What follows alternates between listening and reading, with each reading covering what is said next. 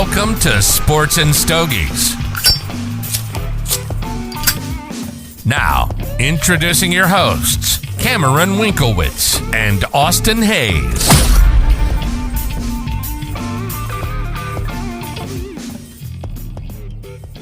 Right. Cam, did you actually watch that special? I made an attempt. Likewise. I think everybody just kind of made an attempt. I got about maybe 8.5 minutes in before I had to bail. And I didn't hear one single joke. No. Yeah, it was... Even Matt Rife fans didn't like it, so that's a good sign. Thankfully, yeah. From what I've gathered, it's like he's turning on his target audience. Because his whole thing is like women think he's attractive, but now he's trying to be like this edgy comedian that hates women. Yeah, I saw some outrage over that, about the whole DV joke to start off with. Yeah. I think the biggest offense to me is that it just wasn't funny. No, he's not funny. And then he posted the thing on his story where it's like... That was actually funny. I thought that was funny.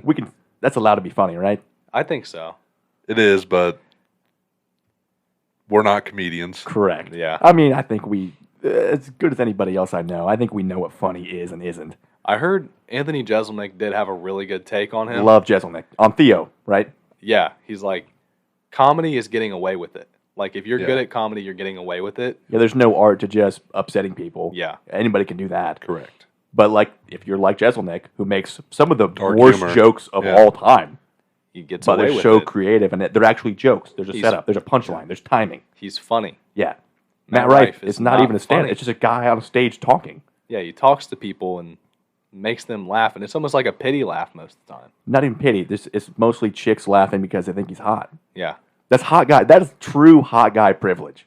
it really True. is. Because, again, we've talked about it before. I don't think you can actually truly be both really hot and really funny. I agree, yeah. To be truly funny, you gotta, you've earned your stripes up to that point. And to be fair, I guess he wasn't that hot back in the day or whatever, but Yeah, as real far as bad. being famous, he's got always veneers. been, Yeah, he had real quote, bad meth mouth. unquote, hot, Yeah, Honestly, I told Cam the other day, I think he's truly, in my mind at least, the least funny comedian I've ever heard. oh, I'd rather listen to Amy Schumer, See, that's what struck me, too. current because Dane Cook. Amy Schumer is just so not funny. She's not. not funny. Not at all. I think I'd listen to Matt Rife before Amy Schumer. It's tough. It's a toss-up. I can And deal with the bad thing crowd is, work. I'll never listen to current Dane Cook, but I'll listen to Prime Dane Cook Prime Dane Cook, all day long. he had his time. He had a good run there. I love Prime Dane. But yeah, as far as I think current day, that's the only comedy CD I've ever heard. Because my dad had a Dane Cook CD. wow, you still have that? Is that still I don't think so. tucked away somewhere? I wish. Be a nice piece of history right there. Yeah. The overall, I mean, I don't know. I can't even say we feel like haters because the entire community, including his fans, feel the same way. So if there's one guy I actually wouldn't mind being canceled, Matt Rife. it's Matt Rife. Just so I have to stop seeing him. Yeah. Yeah. And then the fact that Netflix pushes him so hard. Yeah. Like when you log into Netflix, it was the first thing promoted. I'm like, okay, I'll have a few drinks, give it a shot. More than Soup to Nuts and Beautiful Dogs. Which is insane. Because Beautiful Dogs, although I don't think it's as good as a YouTube special, the best Netflix special in, 2-3 years. I rewatched the Netflix because I special. don't think Bargatze has one that recent. Yeah, I think his older ones are on Netflix. Yeah, But I do love think Bargatze. one of them's 2020 is the newest one for him. Yeah. Ari's on YouTube. McCusker's on YouTube. Yeah. Yeah, Beautiful Dogs is so good, though. Honestly, I don't know, man. Soup to Nuts might be funnier. You think? That's Norman, right? Yeah. I love Norman because Shane's hilarious. I love Shane. But for me, I like, the more Norm style, like Delivery. joke telling. Yeah. Like he writes jokes. So there's like 150 jokes in that special, you Yeah. know? So, I mean, I love both, but yeah, I like Norman's overall style a little bit And more. it's just awkward delivery. Yeah, it's comedy, Yeah. It's He's what got that cracks me up. slightly like offbeat timing, like Yeah. intentionally so. Whereas Shane is just a guy just being funny. Like he still writes jokes as well, but Yeah, it's just him. so naturally funny. Yeah, probably the most naturally funny guy I've seen in comedy. Just in general, yeah. Like he's just Yeah. being him. Matt, probably. Oh, Matt is an enigma. Yeah. I hate to break this up, but I definitely need a relight, and I don't know. Oh my God, I've got it over Already? here somewhere. Yeah, I let He let it sit go. for He too let it long. go. I let it go. To be fair, he's not smoked in a while. Getting back into the groove, back in the swing of things, Back on the show. and back live in studio. The three fellas back together again. So go ahead and pull up that chair Pour up that drink. And light that cigar. or relight that cigar because it's time for episode 63, the Thanksgiving edition of Sports and Stogies. Cam, Happy Thanksgiving, everybody. Assuming you're listening to this right before kickoff and leading into kickoff. is there a better way to spend your Thursday, Thanksgiving afternoon? Thursday morning, you're waking up, you're like, man, I don't want to watch pregame because pregame NFL is terrible. You crack that first Busch latte. You crack that first Busch Latte or Coors Banquet, maybe even a Natty Light for all of my dirty dogs out We're there. getting wild. Do we release this 2 hours earlier, just, holiday edition wise? Holiday edition release at 8. If you're up early, maybe you're cooking already, and you need some kind of background noise. Yeah, why not us? Exactly that. Why not us? How many times have we said that? Not as much recently. I kind of miss It's been it. a long Actually. time. Yeah. I think To the Moon's kind of taken over. Oh, 100%. But I like Why Not That. I forget when we first coined Why Not Us. It was one of the show's episodes was. It titled was, but I think Why we Not actually Us? first said it at work, and I think you said it, and that light bulb went off. We looked at each other like, Just another Whoa. dead segment, dude. "Why not us?" It was never a segment, No, just an idea, a philosophy of. it still stands. We still live by that. It's on my pillowcase. One of my core values. My only core value. Shane, question, comment, concern? I just want to touch base. Me and Cam are drinking coffee and hot chocolate right now, right? Yeah, great pairings for cigars. Actually, How is yours? mine's great. Still? Yeah, Mine is not. yours is cold. Just cold or flavor wise? It's It's- kind of died. It's cold and it has like the consistency of a marshmallow. Really? Ah, Yeah. Like I've never had this before in my life. I mean, my hot chocolate's definitely thicker, which you expect Yeah, but like this is it almost feels like a solid. I'm being so honest. for a coffee. That's really weird. is it just Yeah. plain coffee? It's s'mores it's supposed to be s'mores coffee, but I didn't expect like actual marshmallow. So was it like some kind of creamer in there, or That's what I thought, but like this legitimately has the consistency of a marshmallow. Huh. Like try this. do I have to? Yeah. All right, I'll give it a shot. Here we go. He's going in. Firstly, for the you sip. got I think what Starbucks would call a venti, the whole 24 ouncer right here. We're American. Well, that's a Speedway extra large. Freedom units.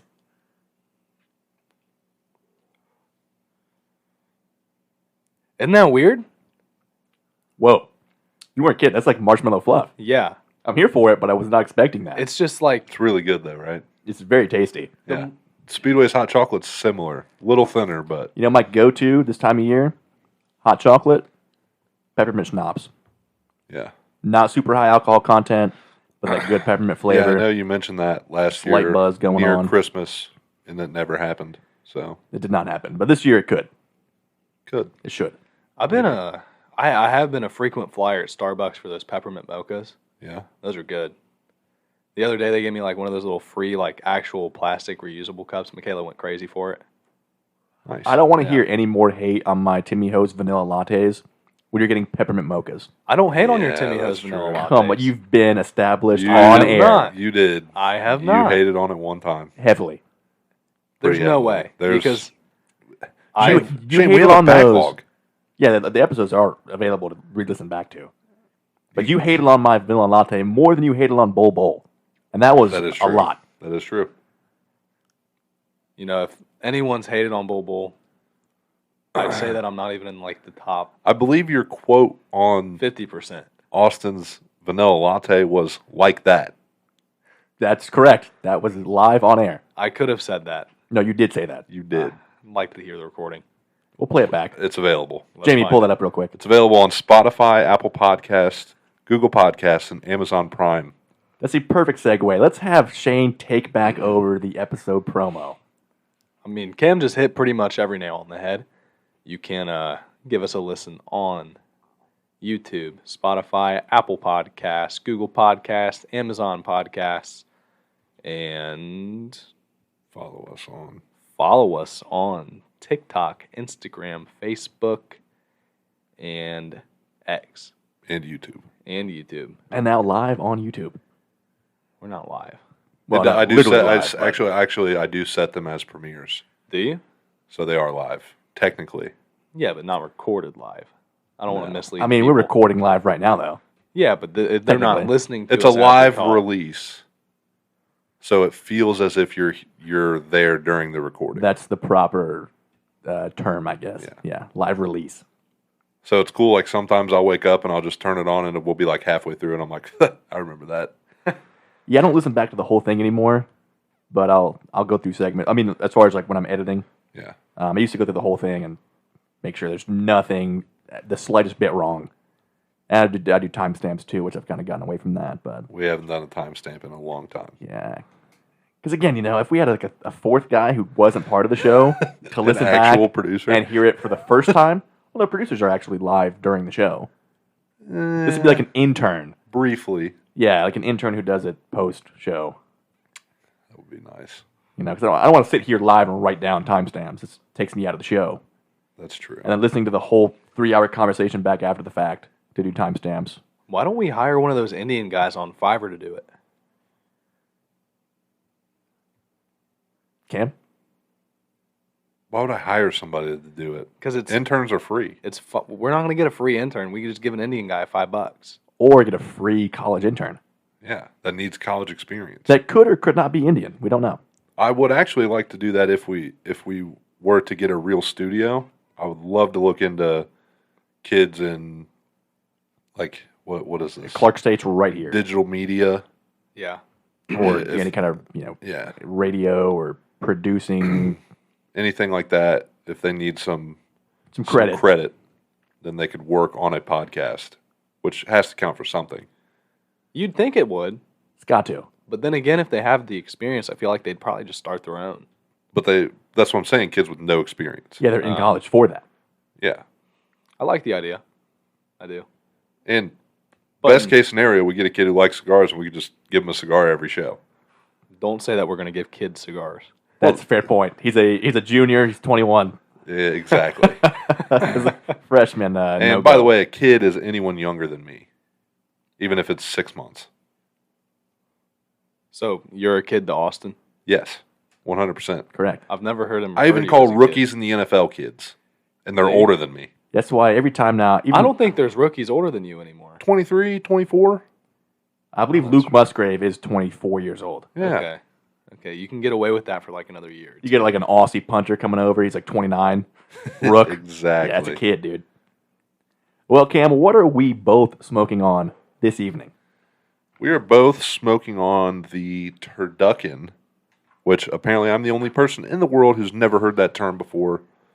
Actually, if you also haven't heard that term before, let us know. Because I think it's much more common than you believe, at least. Austin's under the impression that I'm the only person who doesn't know what that is. I thought it was a known fact. We walked up here and he asked me if I knew what it is, and then I said it, and he said, "That's not real." That is exactly what I said. I think they do that every year for like the noon kickoff game. Dude, I don't watch pregame. No, I think like even post game, like the player of the game, like they eat the turkey leg off the turducken. By time it's postgame, I'm Passed napping. out. Yeah, you're already Yeah. asleep.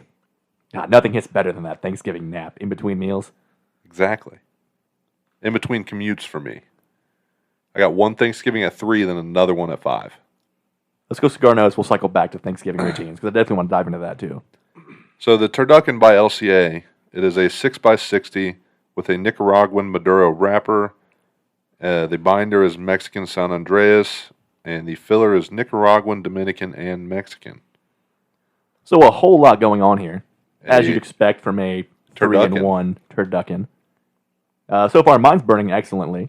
So is mine. The draw's great. So yeah, super nice, easy draw, and flavor-wise, Complex. expectedly meaty. complex. Yeah, I'm getting a lot of meatiness. I agree. Not a lot of pepper going on, which is nice. Not a lot of sweetness. Very but it is, savory. yeah, savory, salty. Almost like Thanksgiving dinner. A quality, that meal kind of cigar. Yeah. You know, you've heard of dessert cigars, which you smoke a lot of. This is the main course. Yeah, this is the. I don't know how 5-star dinner works, but this is. What is it? It's 1 through 5, right? As far as like Michelin stars, or like 5-course dinner. Yeah. Courses, okay. Yeah. So 5 this is like different course meals. 4. You've already had the appetizer in the first third. Yeah. You got your little amuse-bouche in the end of the first third. What is that? Exactly. It's like pretty much another When you appetizer. grow up, you'll know. You know, You just When you grow up, you'll find dude, out. Cam knows amuse-bouche. If there's one thing Cam knows, it's culinary terms, Anything that has to do with food, except turduckens. because that's not a real thing. Definitely is. It's But- definitely not. okay. So amuse what? Amuse-bouche, it's a French term, of course, as most culinary things are. Yeah. It's just like another appetizer So to you- warm your A palate up second appetizer. for the main course. Yeah. Or Okay. It's usually a lighter appetizer. you Okay. need to go like a soup and salad, Yeah. maybe your bread, then your main course. So soup and salad and bread are separate in this. No, so your appetizer is like your cheese sticks Yeah. or whatever, right? Yeah. Okay, in fine dining, usually it's not cheese sticks. Correct, but It could be. simpler terms. We have Then your amuse-bouche is your soup and salad, bread, that kind of vibe. Okay. Soup and bread, maybe just salad and bread, whatever. Yeah. And then your main course comes after that. And then what's 4 and 5 then? Then you go dessert, then you usually go a post-dessert, either like a port wine or a coffee or a nice whiskey. Wait. So then why is the drink part of the 5-course meal? I feel like Well, obviously you're going to drink during the meal, but there's specific drinks tailored to what the Post-meal. other courses are. Yeah. You know, paired with that specifically. so. If I were to turn a trip to Texas Roadhouse into a 5-star meal, Okay. Yeah. You could do it I- yourself. They don't have one prepped for you, but you I- could make one. I go in there, blooming onion at first, Okay. and then Well, back in the day, I don't think they do anymore. You go peanuts first. yeah, True. And you're throwing shells on the me ground. and Michaela were talking about that. You're today. throwing shells on Yeah. the ground. Remember that? Yeah. That was peak living, COVID, dude. COVID ruined that. Way to go. No, people with peanut allergies ruined it. Don't go to Roadhouse, dude. That's what we were saying. Yeah, why would you? Go to Longhorn or You would, Outback. you would avoid Roadhouse at all costs if you had a peanut That's the one allergy place back you in the day. don't want to go. We were talking about it. I'm like, this place used to be so much classier when there were peanut shells all over the ground. Oh, classy is the term I'd use, but it was more fun. So you go in there. You go peanuts first course. Then you go rolls and butter. Well, you just said appetizers the first, so I'd have to go blooming onion. Okay, but we're tailoring this And it's- specifically for first of all, Roadhouse. It's a cactus Yeah. blossom, so we'll go. Yeah, you're at Since, Roadhouse, not since we Outback. since we don't have peanuts anymore, we'll go blooming onion, And then your then- rolls and butter, Okay. right? And then you probably order a salad with your steak. And what are you drinking during this time? At this time, since it's not like the special, I'm going to Coke. hold off on that big fishbowl margarita. So you're going water. I'm going water up Okay. until then. Okay. And then right before I hop in the car, that's when I'm ordering my my giant fishbowl margarita. For the table, of course. No. All right, so you bash your rolls, bash your app, your, what's it called? Onion blossom? Yeah, Cactus blossom. Cactus blossom. Your main course. You're a steak guy, right? I am. Okay, I what was do you- turned on to the herb crusted chicken tonight, though. Shout out TB. It was, dude, it was good. Now, what sides do you go with? I went steak fries and rice. Rice is solid. The rice was really good. You know, love a good steak fry, but if a baked potato is available, You got to go. you're baked going potato. baked potato. I didn't think about it. So and then- normally you're going steak. Yes. What are we going? What cut? Sirloin. Okay. Okay. Interesting. Interesting. Very Joe-esque. Yes. How do you take it? Medium rare. Attaboy. Michaela's the first person I've ever met. She gets hers well done. No, she doesn't. Stop. That has... She does. It's over. She does. Shane, I'll be honest. She sounds great so far, but that is maybe the single biggest deal breaker. That Has could she be ever possible. had medium rare? She has. She says she thinks the pink is disgusting. Okay, then don't get a steak. Yeah. She doesn't. She gets the. So she just doesn't eat steak. Not really. That's No. fair. That's good. Okay.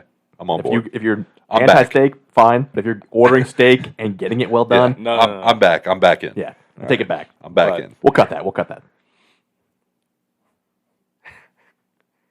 So 6-ounce sirloin.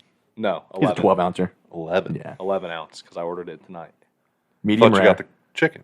No, I tried hers. Oh, okay. Smart. I tried hers. Checks out. Smart. Checks Yeah. out. Best part of Good couples meals is Trying the you're like, other. I'm getting what I want, but I'm still having some I'm of gonna what snack you get. on that. You know? Yeah. Yeah. So I go 11 inch sirloin. 11 Or not inch. 11 inch. That's a hog right there, dude. That is 11 ounce. And then after that, I don't even know what the desserts are there.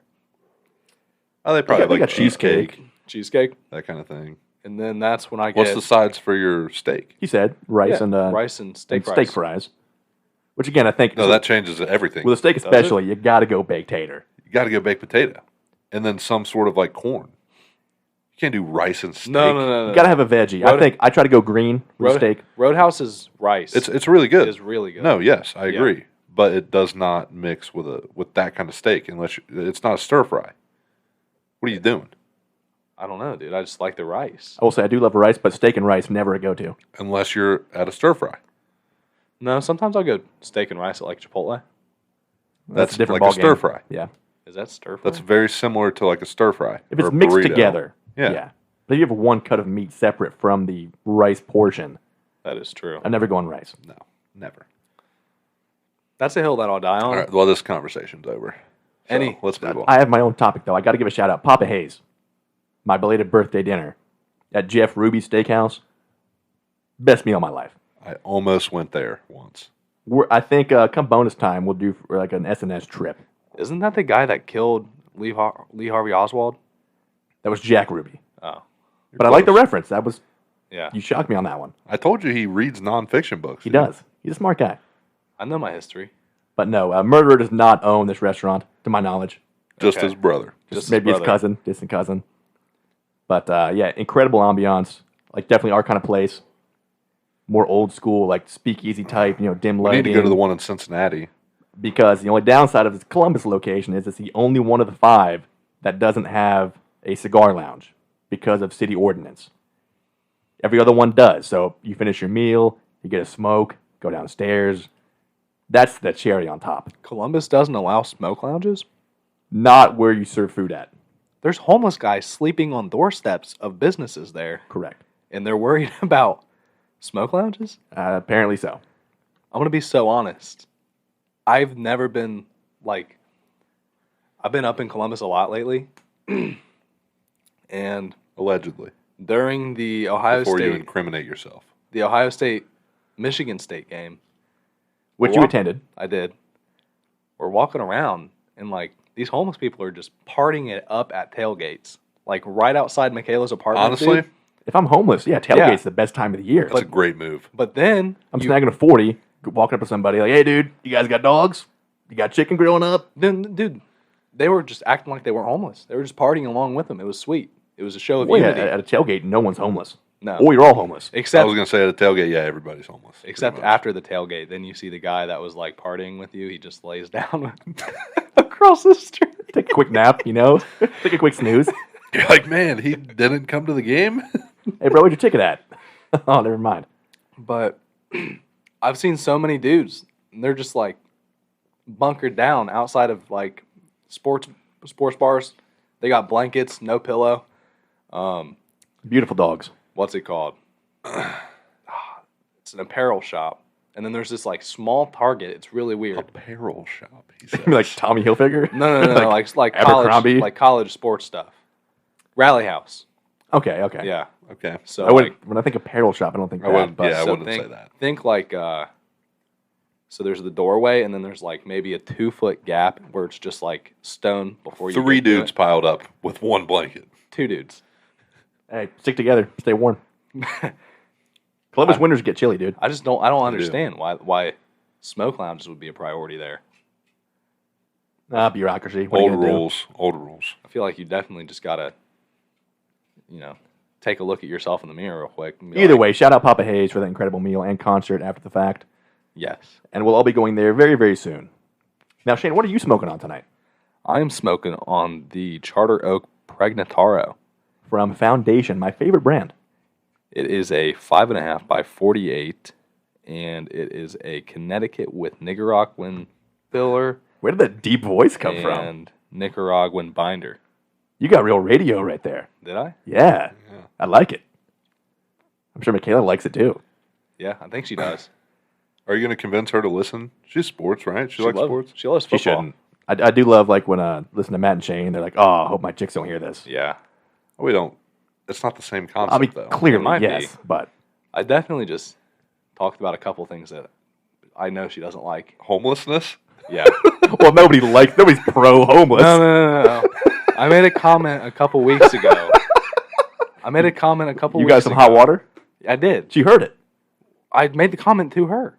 Oh, well, that's your own fault. I referred to the homeless as hobos. Which She I got guess, offended over that. Not offended, but she's just like, that's not the correct term. Very That's not what we old-timey say term. anymore. Yeah. But then I also said that the guy that was sleeping outside there, It's probably a cool dude. I said he was lounging I mean, yeah. you because say he that. was. He was just lounging. That's what What's I wrong with said. that? Maybe the guy's voluntarily homeless. You never And know. she was like, that guy's not lounging. He lives there. I'm like, he's Okay. just lounging. I lounge at my house. I'm lounging right now. But that's indoors. This was outdoors. I lounge in my backyard. She says that the statement, that hobo that was lounging by that business is not okay. Now, see, Which- I've had and I'm a liberal guy myself, but I had a very liberal girlfriend in the past. Yeah. There was an occasion we were at dinner, and we were talking about sports, and I said the fact of women's tees got brought up. And she's like, well, why do they have separate tees? Like, well, Because they get can't drive as far. And she's like, well, yeah, they can. I'm like, no, I'm very pro-woman and pro-woman sports, but just biologically, you can't drive as far as a man. And that caused a whole thing. And the tees aren't even. It's like a. Like 20 yards. Maybe yeah, 20 it's yards. and that's the drive distance. Yeah. The difference.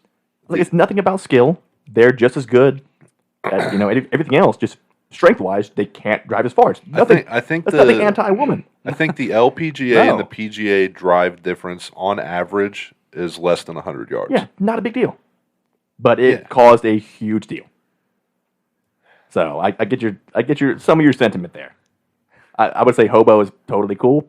See, that I thought that too, but Well, I don't guess- listen to us. I guess the correct word is homeless person. That's why I said that. It's the actually first not time. not even that. Even that now it's kind of offensive. They say Really? one like with somebody experiencing homelessness, not a homeless person. I'm experiencing homelessness right now. I'm not home. I feel bad for you, pal. We're here for you. So you can't use homeless as an adjective anymore. It has to be Technically- a verb. Based on 2023 PC standards, even that is politically incorrect. So Or I'm incorrect. I'm homelessnessing it up. That's just grammatically incorrect. Yeah. Now you're just making stuff up. Well, it's a verb now, though, right? Who knows, man? Experiencing homelessness. I guess technically that is the verb. Well, no, experiencing No. is the verb. Yeah. So homelessness is a noun. I don't know, man. As much as I think me and Cam are masters of the English language, both spoken and grammatically. As far as naming parts of a sentence, nobody cares. No, but We're not playing Mad Libs here. I know one of them is the subject. And one's the predicate, There it is, the predicate. I couldn't Predicate. remember what the and second then there's one was. the direct object Yeah. and the indirect, indirect object. I remember that. So maybe the homelessness is the indirect object. Who knows? Let's get a grammar teacher on the line here. As far as anything else to finish that, Shane? I don't think that we should say homeless guy is an object. No. Homelessness, the word, is the indirect object. Riveting grammatical conversation. Yes. Either way, as far as the whiskey goes tonight, another addition to the scratch and sip board. Thanks to Mama Kel. Another Shout birthday out. gift. To Mama Cal. We have Jefferson's Ocean Aged, which is, there's no age statement on it. I assume it's probably 4 to 6 years old. But the thing here is they age it on ships on the sea. So the theory there is that, with all that movement on the water, the whiskey's moving in the barrel and creating more contact with the barrel, thus enhancing the flavor. And maybe some more like sea salt, brine being absorbed in from the sea air. There's got to be some science somewhere that can validate that. It makes sense, at least. Of course, the contact with the wood, that's proven. That makes sense, Yeah. It's more agitated. But as far as if it actually absorbs some of that sea air, I assume it's all below deck, first of all. You would think, right? But also with the extreme temperature fluctuations on the sea, different locations, I getting mean, very unless hot, they have getting cold. unless they have their own barges, which They might. wouldn't shock me. They might. Then they could get open air, but otherwise they would have to be below deck, right? You would think. It is 90 proof. which is a little light for me. But color-wise, pretty standard kind of a caramel, a little bit lighter color. I've not sipped yet. You guys have any first thoughts? No, I haven't either. Well, let's dive right in. Let's all go in. On the nose, much better than last week from that Evan Williams, which is very light. Definitely some caramel, a little bit of butterscotch. Definitely cool. No ethanol, singeing your nose hairs at all. Very smooth. Very smooth. I do get like a kind of like a sea saltiness in there. I was just about to say that. Like a sea salt caramel? Ish. Yeah. Yeah. I think I would agree. Yeah, not overly sweet. Pretty well balanced. Good mouthfeel. I like that a lot. And I can definitely see that that kind of sea salt. For me, more of a Scotch note from the salty Scotches I like, kind of coming over into that. That's quality. It's very, very good. I think it goes for like $65, $70 if you can find it. And I think it's now the 23rd bottle off the board, so almost halfway there. Thank you, Mama Kel. As always. Who also promised a future show pre-show meal. Only for guys who know what the oblique is. Fun fact. Darn. That was mentioned. Shane does not have Facebook. But He there was doesn't. a slight roast session. I There don't- was. I on don't that have post. Facebook. Yeah. I feel I like will say, in your defense, I have seen the word oblique kick more now than I ever have. Have you? But now it makes even less it sense. is a common thing. That happens all the time. So overall, I mean, you were wrong, yes, but I see how you got to the conclusion you came to. I could see how you thought you were right. Yeah. I was like convinced that I was Oh, right. you were hardcore, passionately Yeah. convinced. But boys, we have some fan cues. We certainly do. Of course, That are holiday theme. Thanksgiving related. Starting which- off with, We tried to keep a Thanksgiving theme for throughout, we have some special segments today yeah, for you guys for the holidays. So 11 I specialized episode. But first things first, you guys can invite 3 famous people to your Thanksgiving dinner. Who do you bring? Shane, why don't you go first? I'm very intrigued to know who Shane's going to come up with. I said I wanted Nikola Jokic there. Okay. Okay, why? Interesting. I feel like out of all of the athletes, he's definitely like the most relatable to a normal person Very fair. because That's fair, he yeah. treats it like a 9 to 5. And I feel like me talking about how I hate my job, he'd be like, dude, I hate mine too. Oh, I hate going out there and putting up 35, 18, and 12 I every just night. I just want to race my horse. And I'm like, dude, same. I just want to play PlayStation. Next thing you know, you guys bounce dinner early, go downstairs, start Play playing PlayStation. Madden. Exactly. Not Or not even 2K. No, he's not a 2K guy. No. Come on. No. He hates basketball. Yeah. Always, he's probably like a full Fortnite guy. Yeah. Oh yeah. OG Build Fortnite? mode. No Build build. mode, though. No build. No. I feel like Jokic it's- is playing build mode. You dude. think he's still on builds? Yeah. That means he never put the game down. He's playing ranked, dude. Ranked builds? Yeah, he's champ. I could never. I am about to spend money on the game though. No, you're not. I see Jokic going like Call of Duty, like sticks and stones. Listen. Oh yeah. That's still a thing, right? no. No? Oh, that was the best back in the That day, was dude. the best. Party games in Black Ops 1 was peak Call of Duty. Absolutely. Going Remember through gun Infected? game. Oh, Gun Game was my favorite. Infected was so good. Infected was Dude, fun. we used to do projectors outside. Custom matches. We had dude. eight Yeah. person matches, Gun Game. And of course, you throw in the wildest things in there. Yeah. And we're all trying to knife each other, reset Yep. it. Things got wild. That was peak gaming career. So Jokic, I went the man, the myth, the legend, Pat McAfee. Pat. Strong Big pick. Pat. I love Yeah, that. That is Love a good Pat. pick. And then for my last pick, I said Shane Gillis. I feel Yeah. like he's just the glue to hold it all together. Yeah. You never go wrong. Just Yeah. your drunk dad at Thanksgiving Yes. is what Shane Gillis is. Yeah. Yes. Drunk uncle. Well, Drunk not, uncle. not my drunk dad. No. Drunk uncle. No. Drunk Yeah. Uncle Shane. Yeah. Which is going to be you one day. It is. Hopefully soon. Because I love being drunk Uncle Austin. Yeah. Now you got a drunk uncle duo. Oh, Dude. that's dangerous, dude. We're running the cornhole boards, running football outside. The Drunkles. Whoa. Oh, that might be our new podcast, just me and Shane. Dude, that's a good one, actually. 3 years from now, I think so. let's trademark that immediately. The Yeah. Drunkles. That's got to be a thing already. No way. There's no way no one's caught up on that. That might be the best thing any of us have ever coined. The ambulance was pretty good. Which they Number one. changed. They did. Thankfully, that was in poor taste. I thought it was great. I still can't believe Do you think that they was a ran thing. that by DeMar first? No. Because he definitely would way. have said, like, that's not a great memory, guys. Maybe you try to not do that. I told Cam this. They're almost treating him like a pet now. Kinda, yeah. A little bit. He's played, 2 snaps? And one of them lost a game. Allegedly. He was. He was the 12th man. He was the 12th man. Yeah. Now, whether or not he was the 12th man, I don't know, but he was one of the 12 guys that, That is true. they were won over. And we know they normally sub out safeties. Now, your 3 Thanksgiving dinner guests. I'm going Joe Thomas, just because of the passionate memories as a young lad. like it. Going Adam Sandler. Oh, Sandman. First round pick for sure. Got to go the Sandman. Then I'm going a musician here with Kid Cudi. I knew you'd go Cudi if you're going music. Yeah. Yeah, very strong. All childhood favorites, and would love to just sit down with each of them individually and to see how all 3 of them interact with each other. Be a great combo. My first pick is Troy Aikman. Of course, Whoa. Cowboy legend. Yeah. Cowboys are on Thanksgiving. He's going to show up probably already drunk, bringing tequila, because Uncle Troy on Monday Night Football, when the games are bad, second half especially, he's definitely having some tequila. Yeah. He's a fun guy, and again, with the Cowboys on, he's going to get wild, yelling at Mike McCarthy. Rowdy. We're bonding right there. Yeah.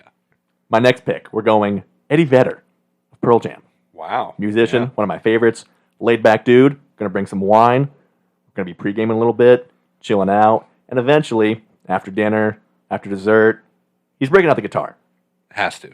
And You're now we're busting out happy. the bass. Oh, of course, dude. To jam with Eddie Vedder at Thanksgiving, you can't top that.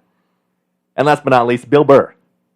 Ooh. If you've seen Bill Burr's Thanksgiving pie cooking video, Yeah. it's hilarious. He's bringing pie. He's, like Shane said, he's kind of the glue guy, Yep. keeping things together. He's not going to be afraid to call out your political uncle And he can get in an rowdy. argument, Yeah. and he's getting rowdy. Oh, yeah. For good or for bad. Either way, entertaining. I'm there for it. It's a great trifecta. And then you have a secret fan question for us. Could be some hot takes. You got to start one, bench one, cut one. Whoa. Stuffing, mac and cheese, mashed potatoes. I'm going to start mac and cheese, bench mashed potatoes, cut stuffing.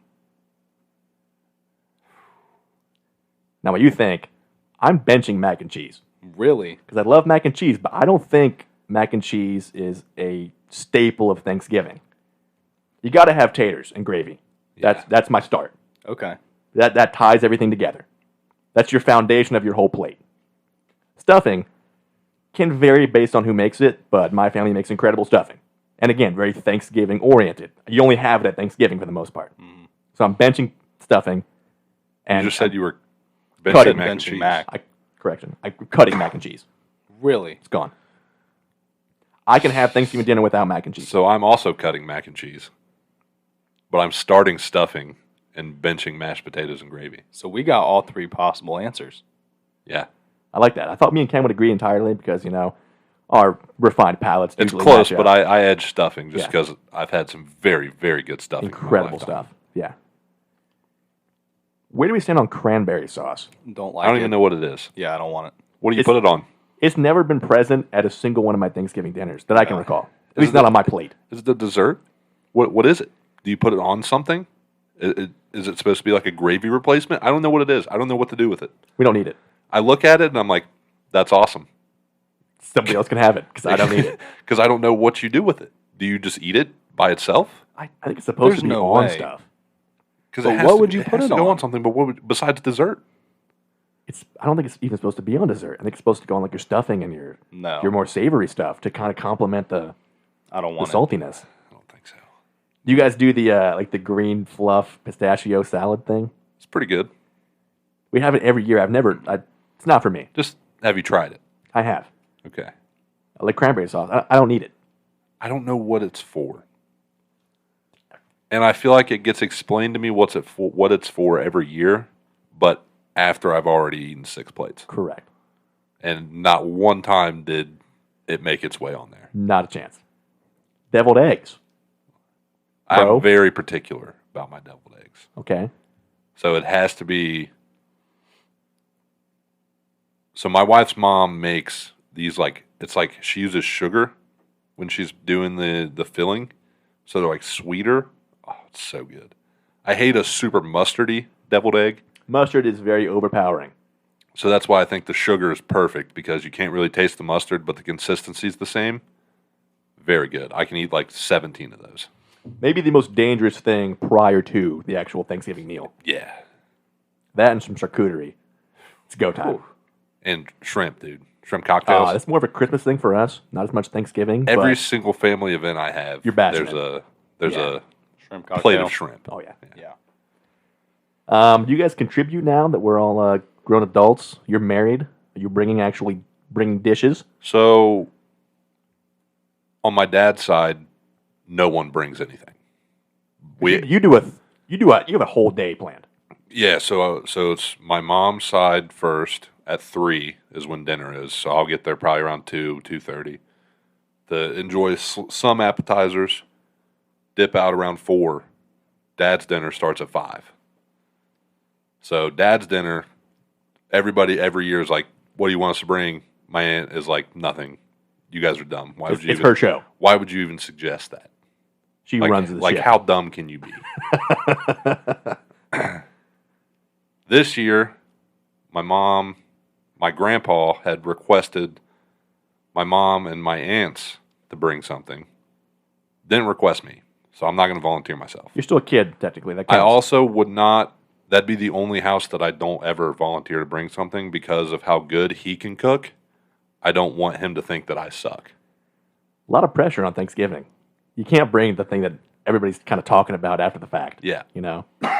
You bring a full dish home, like one scoop out of it, Yeah. it's a rough feeling. So I want to avoid bringing something there at all cost until I'm already very confident in my cooking skills. Oh, yeah.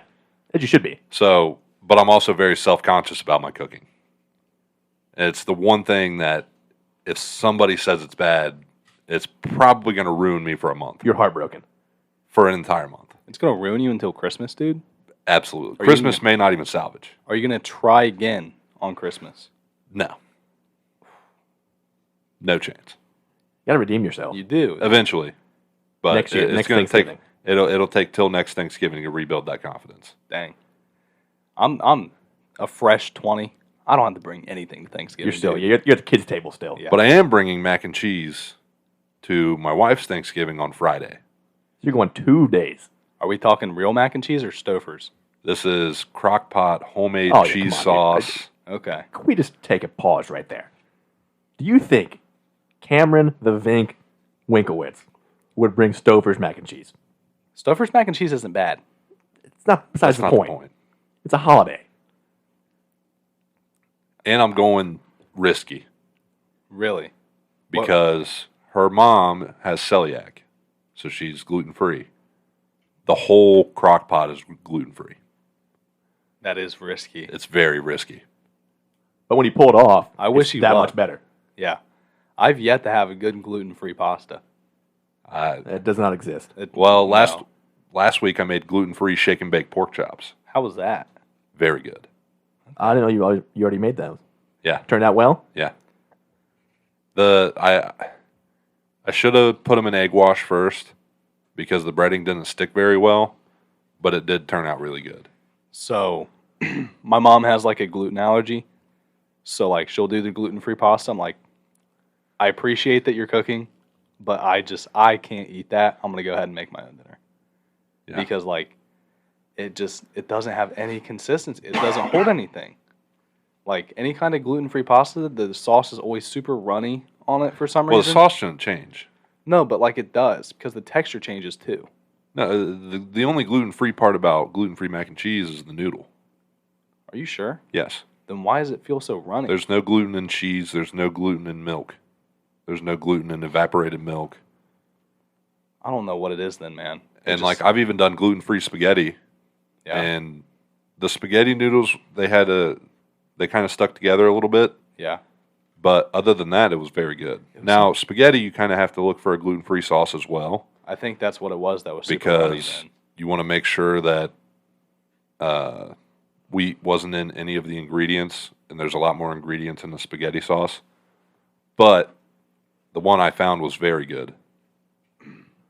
So The group text was sent out at like noon as far as who's bringing what. So I was the last to respond. Of course, I was asleep. Like, oh, I can't wait to see what Austin brings. Because they act like I can't cook. cheesy potato casserole. I would, but they're like, everything's already taken. So I'm just the bartender.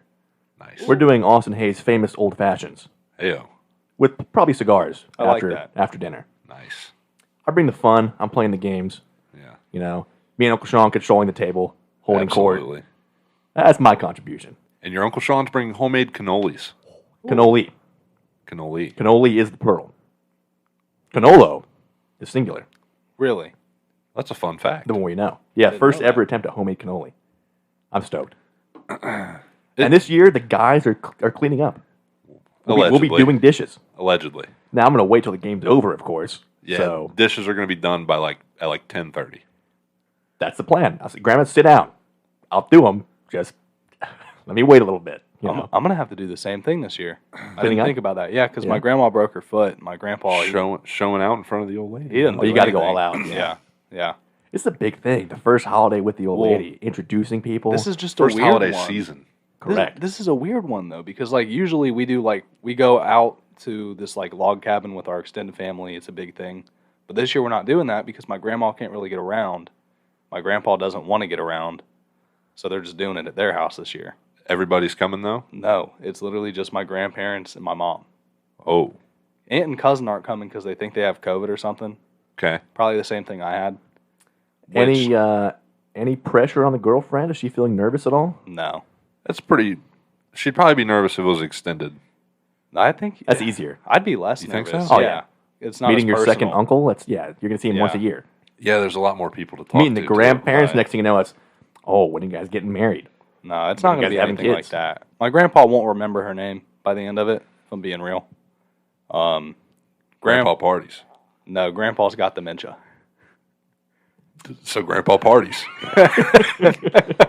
I guarantee all I'm going to hear out of Grandma or Grandpa is going to be, when's the Cowboys game on?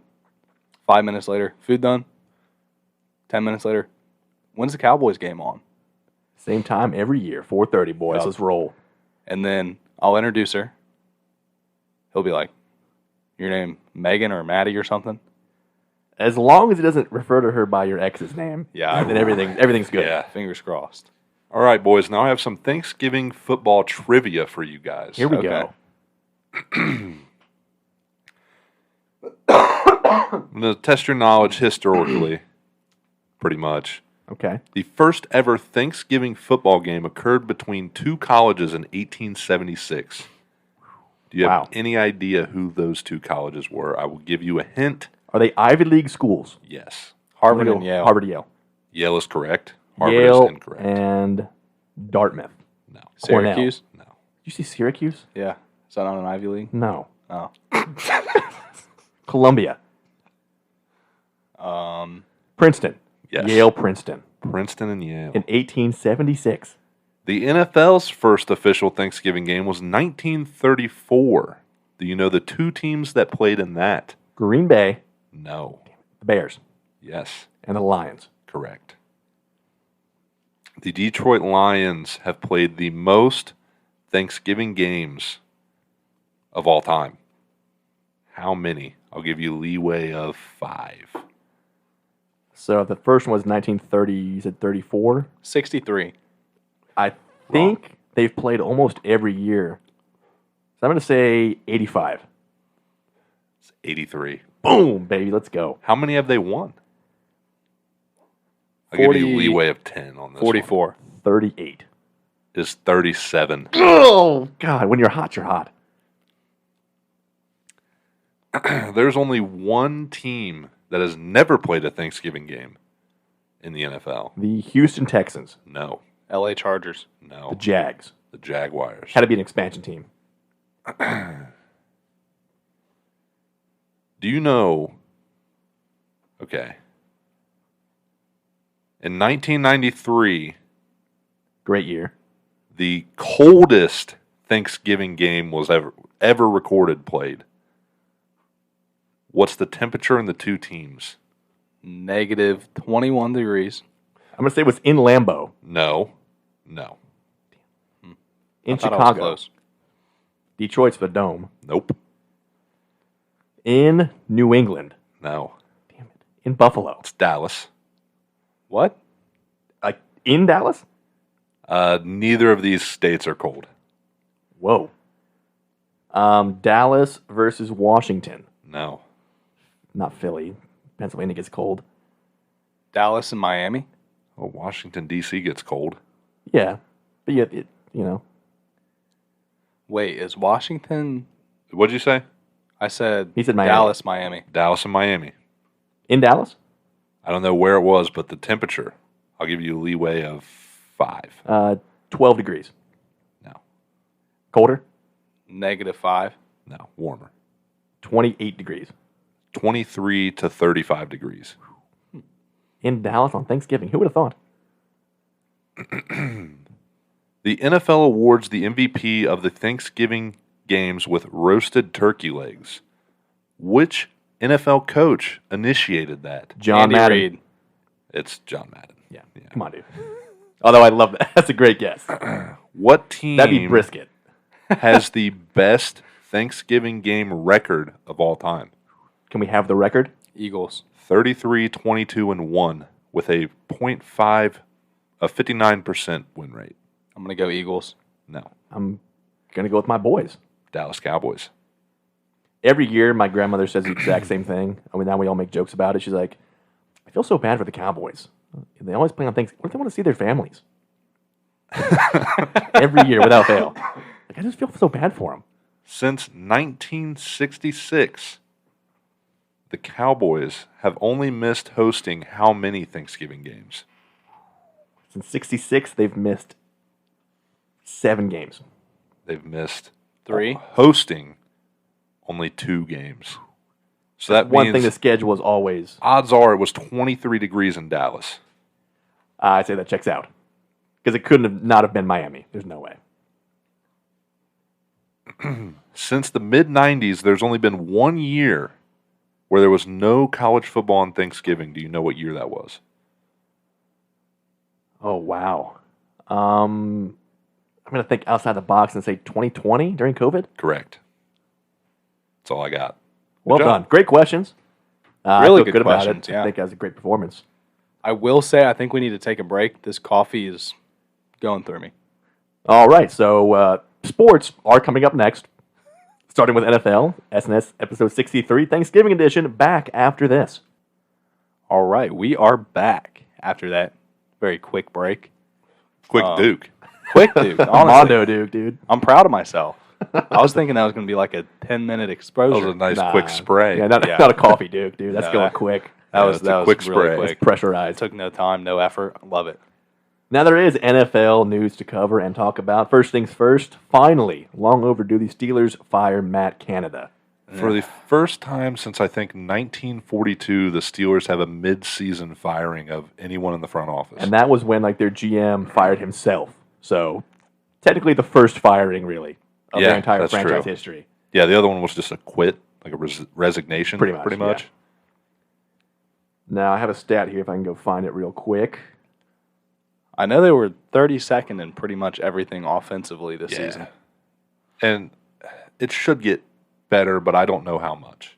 I don't know either. I think the quarterback coach is now calling offense.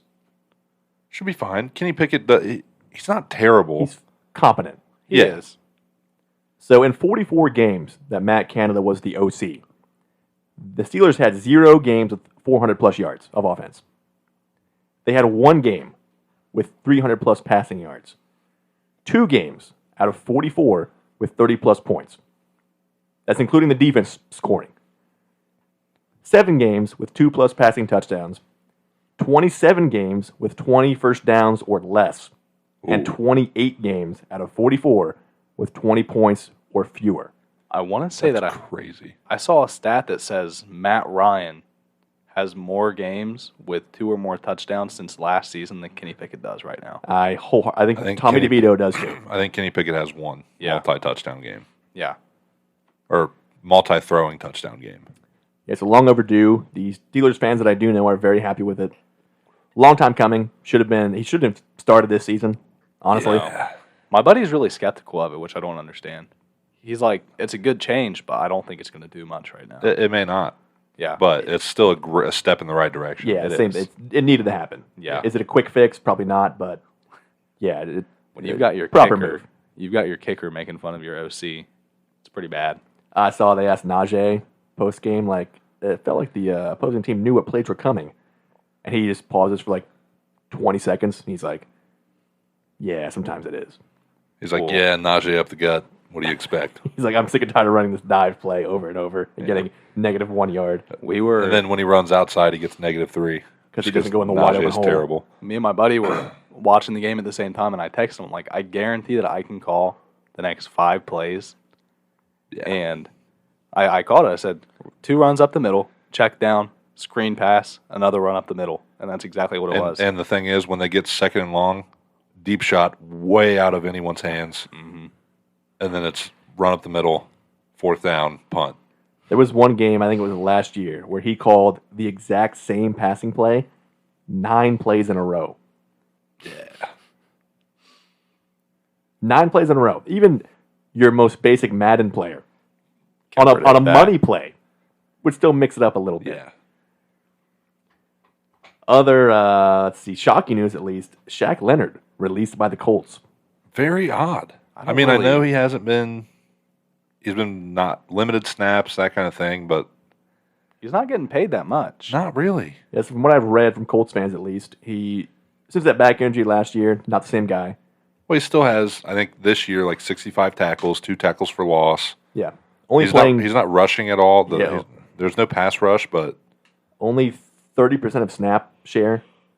And with the stats he has, that's pretty Solid. good. I think the only guy since he came into the league to have 15 sacks and 10-plus interceptions.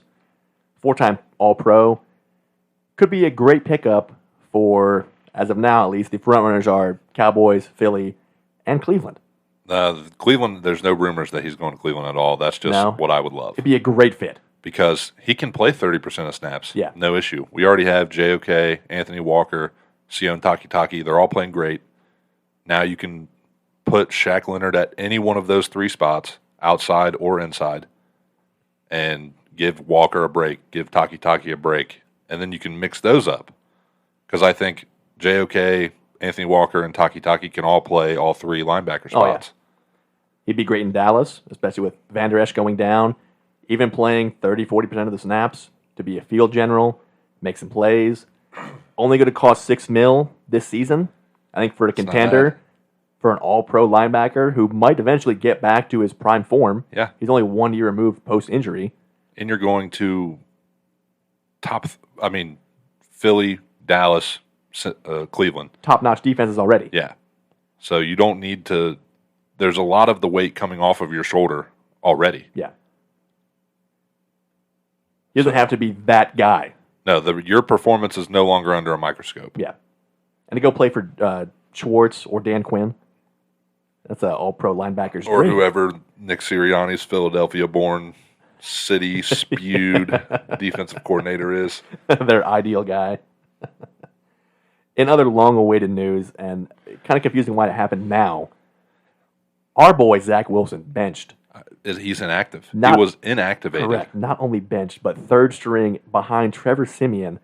And somehow, Tim Boyle is the starting quarterback for the New York Jets. Don't you have his career stats? His NFL stats are bad, but somehow his college stats are terrible. Worse. Honestly, worse. He was at Western Kentucky, was terrible, transferred to I forget where, was terrible. Yeah, I Yet believe still you was in the said league. his college stats were like 13 touchdowns, 27 picks. Correct. In Still college. drafted. In college. Still drafted. And then his NFL stats are 3 touchdowns, 9 picks. Yeah. Still on a team. And starting. That's Nathan Peterman-esque. Peterman might be better. He was in college at least. How do you not give Trevor Siemian the nod? Look, is he good? No. Is he better than Tim Boyle? Probably. Surely. Has to be. There's only one person who's probably not better than Trevor Siemian or Tim Boyle. It's probably Zach Wilson. From what we've seen so far, yes. Because I think Sam Darnold's better. Correct. I think, crazy to say it, Nathan Peterman's probably better. It's not that crazy. I think he honestly is. Now, apparently, A-Rod is going to start practicing here in the next month. He said mid-December is the comeback, but if I'm him and there's no playoff hope, just take the year off, man. Yeah, I find it hard to believe the Jets would win a game with Tim Boyle under center. So in that case, yeah, get healthy, fully healthy, don't rush it. Come back next year and start from scratch. I saw a video of him and A-Rod getting in like a little altercation. I think it's weird they'd bring him in. Well, that's probably why. Who? Tim Boyle. What? Why is Tim Boyle speaking to Aaron Rodgers? Because they were together in Green Bay for a That's little fair bit. point, yeah. Doesn't matter. I just don't understand why you bring in a guy that Aaron Rodgers doesn't like. Why are you speaking to Aaron Rodgers if you're Tim Boyle? Dude, I wouldn't like you if you tried to talk to me. Don't speak unless spoken to, Tim. Yeah, if I'm Aaron Rodgers and Tim Boyle speaks to me, I'm turning into the most pretentious douchebag there ever has been. Yeah. So, Jets fans, sucks. Sorry. But after that first, drive in week 1, what'd you expect? Another odd quarterback move coming down the pipeline. Desmond Ridder gets the nod. Same thing. Why? I don't know. You know he's bad. Heineke wasn't playing terrible. He was playing better than Ritter. Yeah, so I don't know. That's just another move from the Legendary Arthur Smith. the mad mind of Arthur Smith. Fantasy-wise, I hate it for London and Pitts, and maybe Bijan as well. At least Heineke would find those guys a little more frequently than Ritter had. But maybe after a month off, he got some things Something's straight, going on in practice that he likes. Who knows? Statistics, we only have one. The Chiefs are now scoreless through 3 straight second halves of football. They are the lowest scoring team in the second half at 6 points per game after the halftime break. And they're being outscored by the Cleveland Browns total. Hard to believe. The Patrick Mahomes, Travis Kelce led, Andy Reid led KC Chiefs. Can't score all of a sudden. Unreal. Now, literally 21% of Mahomes' incompletions are drops. Correct. They are leading the leagues in drops with like 26. Between them and the Chargers, I don't think these guys can catch balls. But honestly, good for Mahomes for not throwing any shade to his wide receiver. Him and Herbie at all. both. He shelves the blame completely. Yeah. It blows my mind how people hate Patrick Mahomes. It's just like the Steph Curry effect. Like they were so good for so long that you want to see somebody different. But Mahomes is a stand-up guy. And maybe it's because you have guys like Collinsworth and all the analysts who worship everything he does. Nick Wright cracks me up the most. Mahomes Mountain. Correct. Yeah. That is the funniest thing I've ever seen in my life. It's up there. But yeah, it's just on one hand, it's good to see the Chiefs winning with defense and running the ball Yeah. and getting the job done very But well. this is not the Chiefs that we need to be seeing. So once again, is it the Bieniemy effect, or is it the fact that I'm starting to think so. maybe they missed Tyreek a little more than they let on initially? Last year they didn't. Move the ball, the best offensive football. Exactly. What This year- changed? Juju Smith-Schuster? MVS not getting the This is job the done. Juju Smith-Schuster effect? Is Sky Could Moore even be. alive? No. I No haven't heard chance. from him since week 2. I think he returned a kick. And that was all I saw of him on the Monday night Yeah. game. The only other thing here we have written down for news-wise, Darrell Henderson waived. Out of nowhere? Yeah, put in 2 Which- good weeks. Kyron's back, and goodbye, Darrell. I don't understand why you do that. Leave yourself with one running back again. Keep him on the roster at least. Yeah. Does Darrell also go to the Minnesota Vikings? And you know what? It wouldn't shock me. Because I think they have Cam the Akers. kid's, no, the kid's name. I forgot about Akers even himself. He's on the IR. The kid behind Madison. Rookie kid.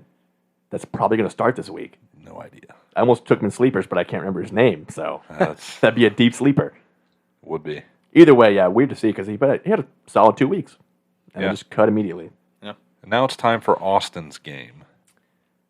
Can you two gentlemen with 3 strikes apiece name the top 10 leaders in rushing touchdowns this season? Christian McCaffrey, Is tied for third with 9 touchdowns. Jalen Hurts, Tied for third, 9 touchdowns. After that, it gets real tricky. David Montgomery, 8 touchdowns. He's 5th. Monty checks out. There are 2 more quarterbacks on the list. The rest, Josh Allen. Josh Allen, 6, 7 touchdowns. Ooh, there's no way. There could be a way. I know who I want to say. Josh Dobbs. Josh Dobbs is correct. I like it. 6 rushing touchdowns. Okay. How many left? You've got 1 has 11, 2 has 10. And then 1 more guy tied with 7 with Josh Allen, and 3 more guys tied with Dobbs at 6. Travis Etienne, Is correct. 7 touchdowns for Travis Etienne. The rest get a little tricky. We get 3 mess ups. 3 strikes. Raheem Mostert? Number 1, 11 rushing touchdowns on the year. Former Brown, by the way. Mostert? Yeah. Really? I think he was drafted to Cleveland. No kidding. Would not have known that. A-Chain? A-Chain, great guess, not on the list, though. He's missed too much. I figured in those couple games where he had got I think he had like 4 or 5. He might be just behind it, like 5. Yeah. But not in the top 10. Or I guess it's technically top 12 because guys have tied. DeAndre Swift? Like the guess, but no. Okay, that's 1 strike for me, 1 strike for Shane. All the quarterbacks are out, Quarterbacks are gone. so should be just running backs. You have 4 running backs. 1 with 10, 3 others with 6. Tied with Josh Dobbs. How are we overlooking? Oh, Alvin Kamara?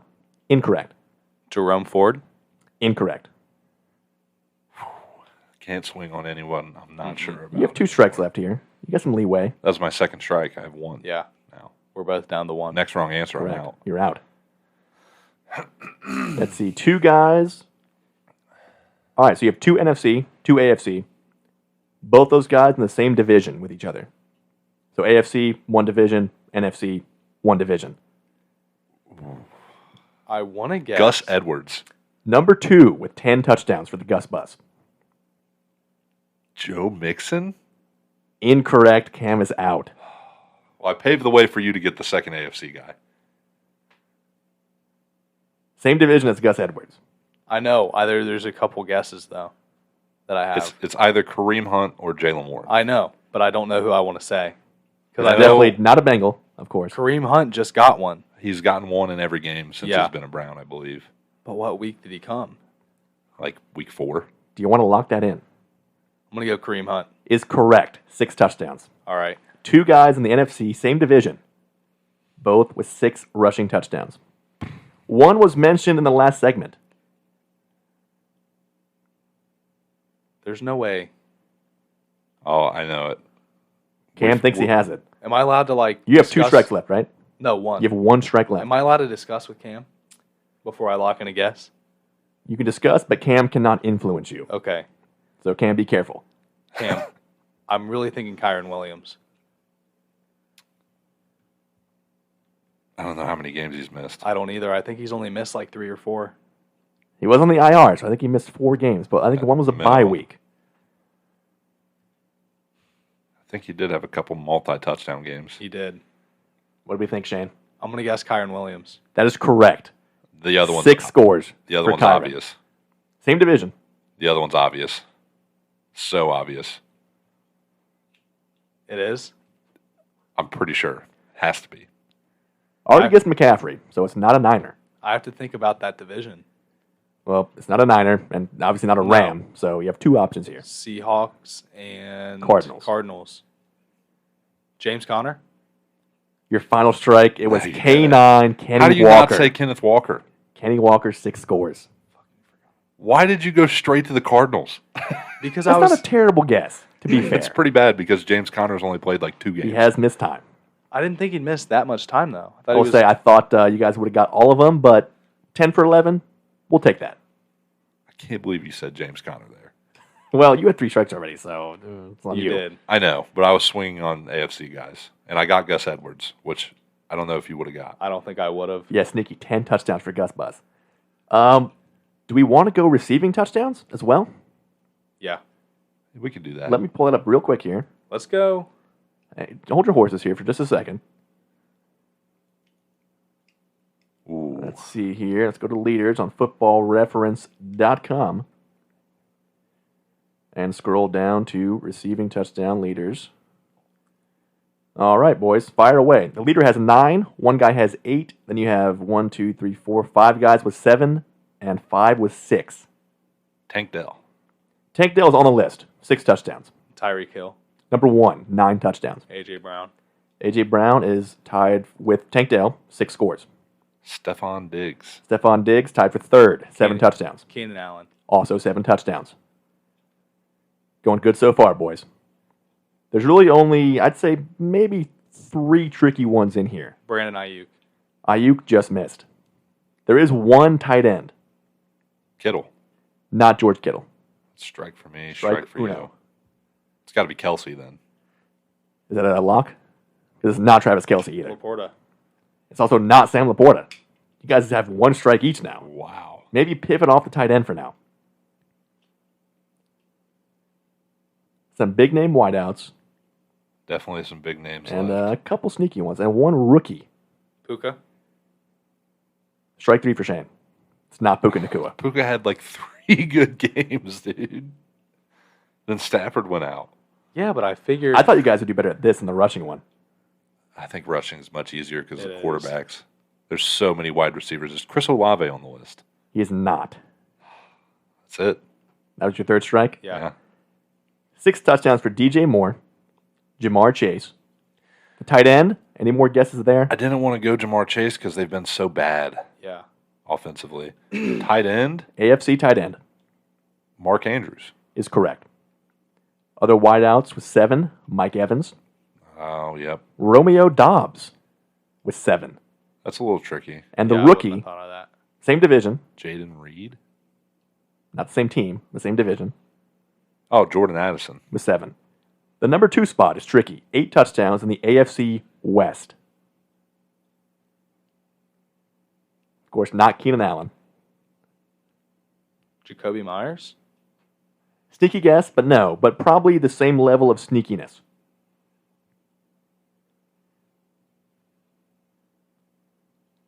Cortland Sutton? Cortland Sutton is correct. 8 touchdowns for Cortland Sutton. I think I want to say all 8 in the red zone, too. They all have to be from the last 5 games. Yeah, damn near. Yeah. So, yeah, I thought that would be easier, but some sneakiness in there. Receivers are tricky. That was a lot harder than I thought it'd be. Let's go to the IR, where what a week it was with quarterback injuries. Yeah. Deshaun In the Watson. state of Ohio, no less. Deshaun Watson done for the year, repairing his shoulder fracture as well as a sprained ankle. Joe Burrow, torn wrist ligament, which is under investigation because he was spotted on the team plane with a wrist brace that he said was for flying, his hands swelling. With pressurized when you're flying, that everybody wears them. So for now, no news on that, but Never it is heard under anybody wearing those. investigation. So, Then Mark Andrews out with a nasty ankle injury. and now they're trying to apparently ban hip drop tackles. I would say I didn't think it was dirty. No. That's a play that happens. Should it be banned? How much more can you take away from a defense? The problem is the hip drop tackle is a result of bad defense. Ultimately, yeah, you get burned. It is Gotta chase a guy 100% down. a result of bad defense. Corners are starting to rely on the hip drop tackle rather than playing Coverage. coverage defense. So I don't know if it's a bannable thing because it doesn't. The NFL released a report saying it happens on average like 1 time a game. So if it does get banned, it's really, if it only happens 1 time a game, then why does it matter? And look, it sucks, yes, but injuries do happen. It's part of Correct. the game. You can't prevent everything from happening like that. Agreed. And I will say there are some situations where a hip drop tackle is completely, should not even be a thought.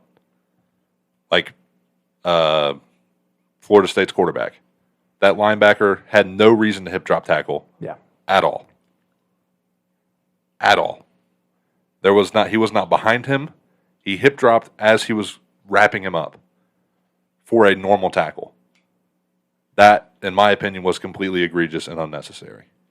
So you think going forward for that, same as like targeting, 15 yards, automatic first down, 2 and an ejection, I don't know what they're going to do moving forward. probably come in the offseason, maybe prior to the playoffs if they can push it through that quick. I don't know. Again, unfortunate, sucks to see, especially a star caliber player like Mark Andrews go down for that, but again, I feel like it's part of the game. And you can't take everything away from the defense, you know? Well, like I said, It's a safety blanket for bad defense. Situations where, again, it shouldn't happen. Situations where maybe it's the only way to stop a guy. Right. You got to do what you got to do, but I don't know. I don't know. Then you have Hufanga, the Niners safety, torn ACL, out for the year, most likely. He was having a hell of a year, too. Fun to watch. Palomalu-esque. Oh, we also forgot to mention Kareem Jackson's 4-game suspension. Again, this season. Yeah, he just came off of a 2-game suspension. And this tackle, I know you people want to are go in defending depth it, on this. but it was completely egregious. If you look up targeting in the dictionary, this is the definition. Yes, he was staring at the ground and propelled himself forward without his arms even.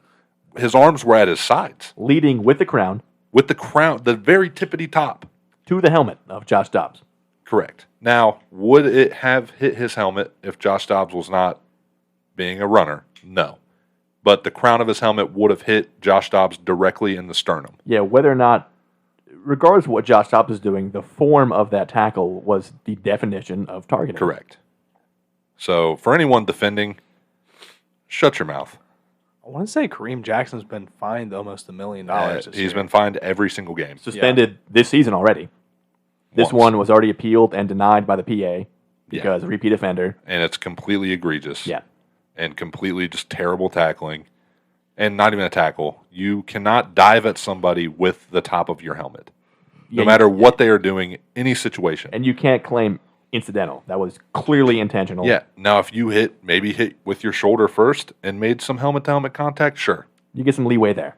You can get some leeway. But you dove with your helmet and your eyes at the ground. Not much defense there, bud. No. Over-under on him getting suspended again this season. Fontez Perfect-esque. I've seen comments of that. And he's a quality safety, good defender. Yeah. You don't have to do this. It's just been this year, too. Yeah, and you're hurting your team, dude. Big time. Your team on fire here lately. Yeah. So in other injury news, we have Michael Thomas done for the year. Probably Checks out. Probably due for retirement, unfortunately. Luke Musgrave with a lacerated kidney kind of just came out of nowhere. Played through the rest of the game. Went to the hospital, now on the IR. Kenny Walker, the aforementioned. Well, should have been aforementioned. He was, eventually. Eventually. But he's week to week. Week to week, but Pete Carroll also placed injuries very close to the vest to try to, throw off opponents. Last year with Chris Carson, he said, he should be good in a week. And then Chris Carson retired. Yeah. So hopefully not the same for K9, but keep your eyes peeled on that. Could be a week or two or maybe more. Cup and Puka, both questionable. Banged up. Both left that game. I don't believe either returned. I don't think so. And then Aaron Jones out. Again, with a different injury. This time an MCL sprain. Again, allegedly week to week. But knowing Aaron Jones this year especially, probably done. Now let's go to the film room. Producer Shane, what do we have first? First off, we've got, is Dustin Hopkins the new Adam Vinatieri? I think he is. Talk about clutch. 2 games in a row. Without that man, we'd probably be like, what, 3-7 now? I don't know about that. Some of them are chipped. Some of them, they're not like 60-yard field goals he's Yeah, banging. this down, was but- a kick that any pro kicker should make. Yeah. Right, but But his consistency has been great. it's been amazing. Now for that whole game, Browns escape with a win. DTR gets the job done. DTR looked good. Our receivers failed him miserably. That was terrible. And Njoku had, I think, 3 or 4 drops just in the second half. Amari Cooper had a drop that led to an interception. I feel bad for the kid because his confidence had to have been just completely drained. You're sitting there, you're making your read, you're like, I can't throw him the ball. I can't throw him the ball either. Who do I throw the ball to? And then he would just scramble. He played exactly how I want him to play moving forward. He was hitting guys in the hands, completely their fault for dropping balls. 100%. Look composed. Look calm. Calm, composed, scrambling, making good gains on his legs. True dual threat quarterback. And hopefully we can continue to see it. And we signed Joe Flacco to the practice squad. So now he has some vet mentoring from a different angle as from Deshaun Watson. Yeah. Because Flacco was a lot more of a pocket passer. So his reads should be quicker. His decision-making should be better. And maybe he just puts a little less zip on the ball so these guys can catch it. But old Stonehands and Njoku, who has been playing so good all year, just decided, I'm just going to drop every ball that gets thrown my way. There was a drop epidemic league-wide this week. Yeah, something was in the water. But especially in Cleveland. Either way, though, a win's a win. You get Matt Canada fired. Defense, of course, plays great. So, fun fact about that. 2019, the Browns beat the Steelers. Mason Rudolph gets benched. I almost wrote this down. 2021, 21. Browns beat the Steelers. Mitchell Trubisky gets benched. This year, Browns beat the Steelers. Matt Canada gets fired. Boom, there you go. Steelers fans, if you want something changed, just let us know. You'll be happy to oblige. We'll work it out. Going forward, knowing DTR's your guy. Tough schedule. It's not easy. Still playoff hope. Things would have to go drastically wrong for us not to make the playoffs. And yet again, I cannot sing enough praises about Jim Schwartz and that defense. Because if they're not as good as they are, which is the best in the league. And that's with two safeties being not called. Yeah. On back-to-back plays. Go in more depth on that, because that was egregious. Both of them, honestly. People are saying forward progress on the Kenny Pickett sack. Well, you have to move forward for that. He did not take one single step forward or even lean forward. No. There was legitimately not a single, it was a drop back, immediate sack. He was still moving backwards as he was getting sacked. And it's not two-hand touch. Right? And even then, at the point of contact, the ball was in his right arm, cradled. Behind the goal line. Behind the goal line. Again, the textbook definition of what I thought a safety was. Me too. And the second one. And you know what the best part about that was? My brother can vouch for me on this. He said, why did Kevin Stefanski not challenge that? And I said, because Kevin Stefanski is going to challenge a fourth down that was a 4th and 1, that was a gain for a first down, clearly a first down. He's going to challenge that and lose a timeout late in the game. And sure enough, in the second half, Kevin Stefanski challenged a 4th and 1 that was, or it might have even been 4th and inches. And it was the result, lost timeout. You can challenge a safety call, right? Or a safety non-call. Yeah. But either way, you shouldn't have to challenge that. That's a pretty cut and dry, And obvious call. yeah, you would think. I wasn't watching the game, but I assume they go to their ref expert. They did. And he said, that's a safety, easy call. Then they reviewed it, and they're like, no safety for you, losers. Well, hey, thankfully, didn't matter. Get the win. Move on to next week. Yeah. Now, my boys, my homer. Your boys versus the Panthers looked rough. First half was rough. Yeah, Panthers defense underrated. We came out a little slow, but defensively, Deron Bland should be in DPOY talks. 4 pick sixes, ties the record already, with 7 games left to go. I would have never guessed that guy, by the way. Exactly. Also, PFF's highest rated coverage corner. Losing Stephon Diggs, I thought would be a killer blow, but he Trayvon stepped up. Diggs. Losing Stephon would also be a blow. That'd be nice. It would. Though. Losing Trayvon Diggs, I thought would be much more important, but Bland has stepped up to the highest degree and really locked down that side of the field. Scoring points, 24 points from a defender? Come on, dude. And playing lockdown coverage. Look, of course, edge rushers get a lot of the media talk and all the appeal, but Stephon won in 2019 as a corner? Stephon Gilmore, yeah. Yeah. So hopefully at least gets in the conversation. Who's also sneakily playing very good. Not even sneakily. If you watch Dallas, he's been exactly what we brought him in to do. Sneakily meaning not a lot of coverage. Yeah. No big picks, no big plays, but locking down that side of the field. So hopefully Gilmore next year Island, some would say. they bring Gilmore back and you go Diggs, Bland, and Gilmore. Diggs and Bland can alternate through the slot. And maybe we do bring in Shaq Leonard Shaq over Leonard. the middle. Man. Now, the rich get richer. Yeah. But good to see. Good win. Again, offense kind of took the day off, which against Carolina you can afford to do. Short week. Come back against Washington on Thanksgiving. Should be another solid win. But you never know. Thanksgiving. Maybe Mike digs into that turkey a little bit early. Sam Howell. Gets lackadaisical. I do have a question for you. Talk to me, Goose. All right.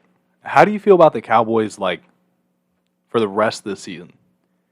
Do you have high hopes or? Regular season, yes. Okay. We're not going to catch Philly. That's a conclusion. Right. Barring they have an epic collapse. So same thing as last year. We'll get the wild card. Go play in who knows where. Either Atlanta, New Orleans, maybe Tampa. We'll win that game. And then play the Niners again. And lose. Checks out. Yeah. Because I saw the stat that you guys have not beat a team with a winning record this year. Yeah, there's a lot of teams like that right now. There is. Yeah. Detroit, Miami. Who's not one of them? The Cleveland Cleveland Browns, Browns. baby. Because I'm looking at the rest of your guys' schedule, and There's I mean, some tough matchups. It's winning teams. it is winning teams, except for the next time you play the Commanders. We got, I think, Buffalo Could be in a there. winning team. I think Miami in there. Philly again. So Miami against us will be the battle of who can beat a winning team. Correct. Yeah. I think we should win that game. Should. Based on our defense, Yeah. I think Malik Hooker, safety help on Tyreek Hill all day. without question. And then the pass rush should get there. The Bills might not be a winning team by the time you guys play them. Also true. They shouldn't be. And then we should definitely win that game too. But that Yeah. might be one where Josh Allen decides to go back to prime Josh Allen and put up 450 and 2 rushing scores. And 4 touchdowns and 2 picks. either way, if we lose both those games, wild card's a lock, division's out of the question, and it's going to be the exact same thing as last year. Yeah. Until they prove me wrong, and they can actually beat a playoff team like Philly or like the Niners, A winning team, some would say. or even a winning team at that, Because you're going to beat a playoff team that's probably has a losing record. hopefully. So What do you think it takes for the Cowboys to go from what they are now to an actual Super Bowl contender? a head coach. Yeah, ultimately it kind of falls on that because the talent's there on both sides. It is. McCarthy makes the dumbest play calls in the playoffs that I've ever seen in my entire life. Dak has been great this year, the lowest percentage of turnover-worthy plays, which is the big thing I wanted to address from last year after all those picks in the second half of the season. But with the running game, we've said it before, when you're up a score late fourth quarter, championship teams have to establish the run game, kill the clock, and not give the ball back.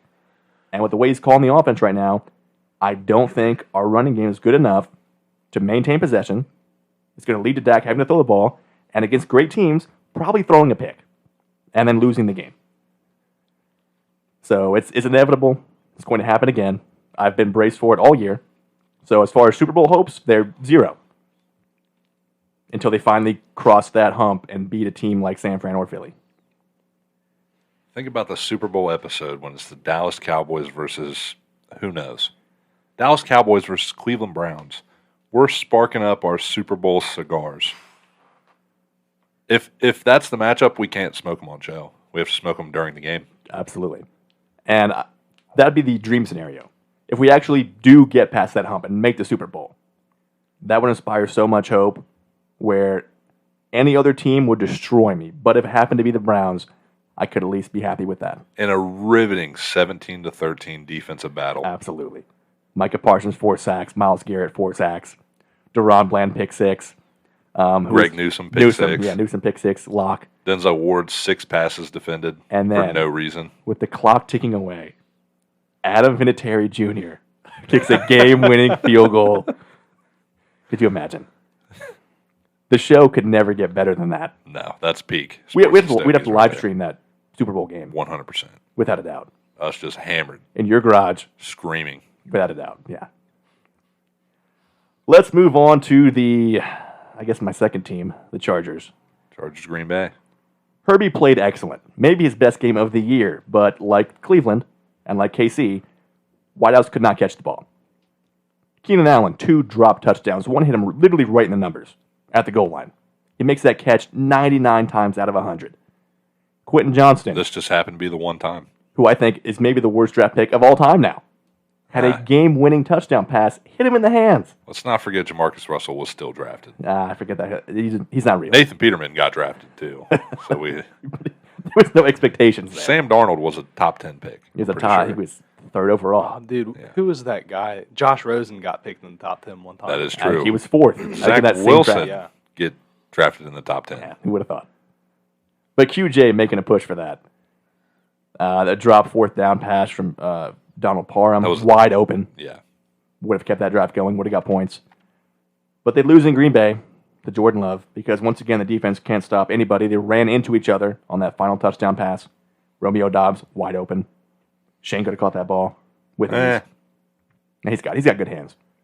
Yeah, but he would have only been 5 yards down the field. He's got yak. I don't think He's so. making guys miss. Until he gets hip dropped and breaks his leg. And probably ruptures his spleen and breaks some ribs. Now, Shane, on the spot, let's be honest here. Yes. If you got hip dropped, broke your leg, and just bleed, would Michaela leave you? I don't think so. 100%. If I had a broken leg, Be really easy But it's to like, leave you. it's broken. Like it's Nick Chubb broken. Yeah. Like you might not walk again, his leg's fixed now. allegedly. He had surgery. I haven't seen it. Haven't seen him walk. He's got 2 legs. Allegedly. One of them Yeah, could be metal. Could be the new Blade Runner. I think if I had a metal leg, that'd be kind of cool. You're on like Paul George-esque break. Yeah. He's still playing. It's not like he has one leg. Pretty much. He dropped like 22 points tonight. What does that mean? Did you drop 22 on a broken leg and spleen? Your spleen's also ruptured here. Maybe you lose an oblique. Would that be enough to leave your ass? I don't think so. I think it's just getting tackled. I'd say high and dry, but you're definitely in a wheelchair. Pretty low. And probably sweaty. So low and moist. I would love to eventually have a Michaela and Shaylee appearance on the show That'd be funny. and get in depth. if we on just got some both stuff of them, like that. If we just got both of them Yeah. drunk. One too many episode Yes. with drinking rules for each couple. Yeah. The only thing is, Shaylee's kind of a lightweight. Michaela, she holds her liquor. Like, she'll go through bottles of wine and talk to you like she's sober. Now my next question: does she know more about sports than you do? No. Yes. She found out what a reception or a completion was a couple Is that a weeks ago. fact? You delivered a completion? She watches football, but someone wanted to do a drinking game. And they're like, for every completion, she goes, "What's that?" That's a terrible drinking game. Depending on what your goal is. No, it was for the OSU. Michigan State. Even no, worse. not Michigan State. Because Kyle was- McCord throws the ball 65 times a game. No, it's for the other team. For the Oh. other team. Either way, any team, even a Zach Wilson-led team, is going to get at least 10 completions. Yeah, you're guaranteed like 10 to 20. Yeah, which So unless you're sipping beer for each completion, I guess that could be fun. get drunk quick. Otherwise, yeah, by the halfway mark of the first quarter, you're plastered. Not having fun. Probably piss running down your leg. Guaranteed. After 7 shots of vodka. Yeah, but she told me, she's like, I found out what a completion was. I'm like, how are you just now Didn't learning you tell this? me she was like telling you about sports? Yeah. Pretty knowledgeable. She's Yes. breaking down like Tampa 2 coverage. She just knows No, not- only defense. Not She's like Tampa John 2. Gruden on the whiteboard. She's like, okay, you got spider 2 white banana right here. You're going to call your split back off to the right. You're going to have a 3-second I was like set taking count. I was And like then she's taken back. And then she's like, and then you're just going to throw a ball, and I don't know what happens after that. Yeah, the guy catches it. Pre-play, genius. As soon as the ball snapped, what the hell's going on? No clue anymore. No, dude, she knows what she's talking about. I just don't think she'd ever heard the term completion before. That's impossible. Does she watch games on mute? Yes, actually, Well, a lot of the maybe time. that would explain it. Because for some reason on Peacock, That's enough for me to dip. I think no, you no. need to get out of there. listen. Well done steak. Well and done steaks. Muted football? Muted football. It's muted because it's in Spanish. Even better, dude. These guys get hype. No, we can't listen to Spanish. Well done steaks and muted football. It's not 2 strikes, always dude. muted, but I've definitely been there for a muted game. Well Not to done mention, steaks. Peacock. Yeah, because they switched how Ohio State gets streamed, and it's on Peacock. And it's only in Spanish? That's the only doesn't one we make can find. sense. You have YouTube TV. No, it didn't let me do it. It's saying that I'm not part of the family anymore. It dude. says you are. I tried it, and it said that I needed a permission to buy that package. Well, then I'll send you another email. Okay, Because you're definitely part of the family. I thought so. You were. Yeah. Although- If anything, you could sign in Sports and Stogies. Yeah, let's do that. Oh, I didn't even think It's about Peacock that. is Peacock in Spanish, no less. Is Not the Peacock's move. great for WWE, by the way. It is. But other than that, Well, pretty useless. I watched the Five Nights at Freddy's movie on there. Horrible. Didn't you go see it in the movie theater? Yeah, but So you watched it twice. I watched it twice. You had terrible reviews from when you watched it in the theater. and Yes. thought, you know what? Maybe it's not as bad as I thought the first time. Let me double check. My friend said it's funnier if you just like watch it and like actually That try. doesn't and- make any well, yeah, sense. all bad movies. The Yeah. second time you get drunk and watch them and laugh. Yeah, But did you do that? Probably not. I did do that. Okay. It was funny. I guess you get a pass. Yeah. How about the Detroit Lions' big comeback after a terrible first half? Terrible game. You were hating on Jared I Goff. texted you and said Jared Goff's a fraud. I was so angry when I checked fantasy and saw 0.3 points in like the second quarter. Speaking of, I tried to give you C.J. Stroud. Yeah, you did. I saw that trade and I thought about it and I was going to accept it, but I forgot to. Because I didn't decline it. I think I just let it expire. Yeah, after like 3 days, nothing happened. I'm like, Yeah. okay, I guess he doesn't want it. Really thinking about it. No, I thought about it. I meant to accept it at work because I talked about it with my work buddy. Because And he then I knows. was like, no, I just wanted an extra opinion, like validation on what I thought. So ask Michaela, she knows. Wait, you want extra validation from a guy who runs a sports podcast, What? offers you a trade. You need more validation than that? Yeah, because I've had times where he'll offer me something and then I can just grab it off of waivers. Yeah, that was a slam dunk trade, though. I was kind He of. showed me the trade Yeah, You take that trade 100 Instantly. times out of 100. instantly. I forget what you offered. It was C.J. Stroud and DK for something. Instantaneously, I would have accepted that trade. What did you offer for? What did you want? Stroud and DK for your backup quarterback and some bum. No, it was for Mike Evans.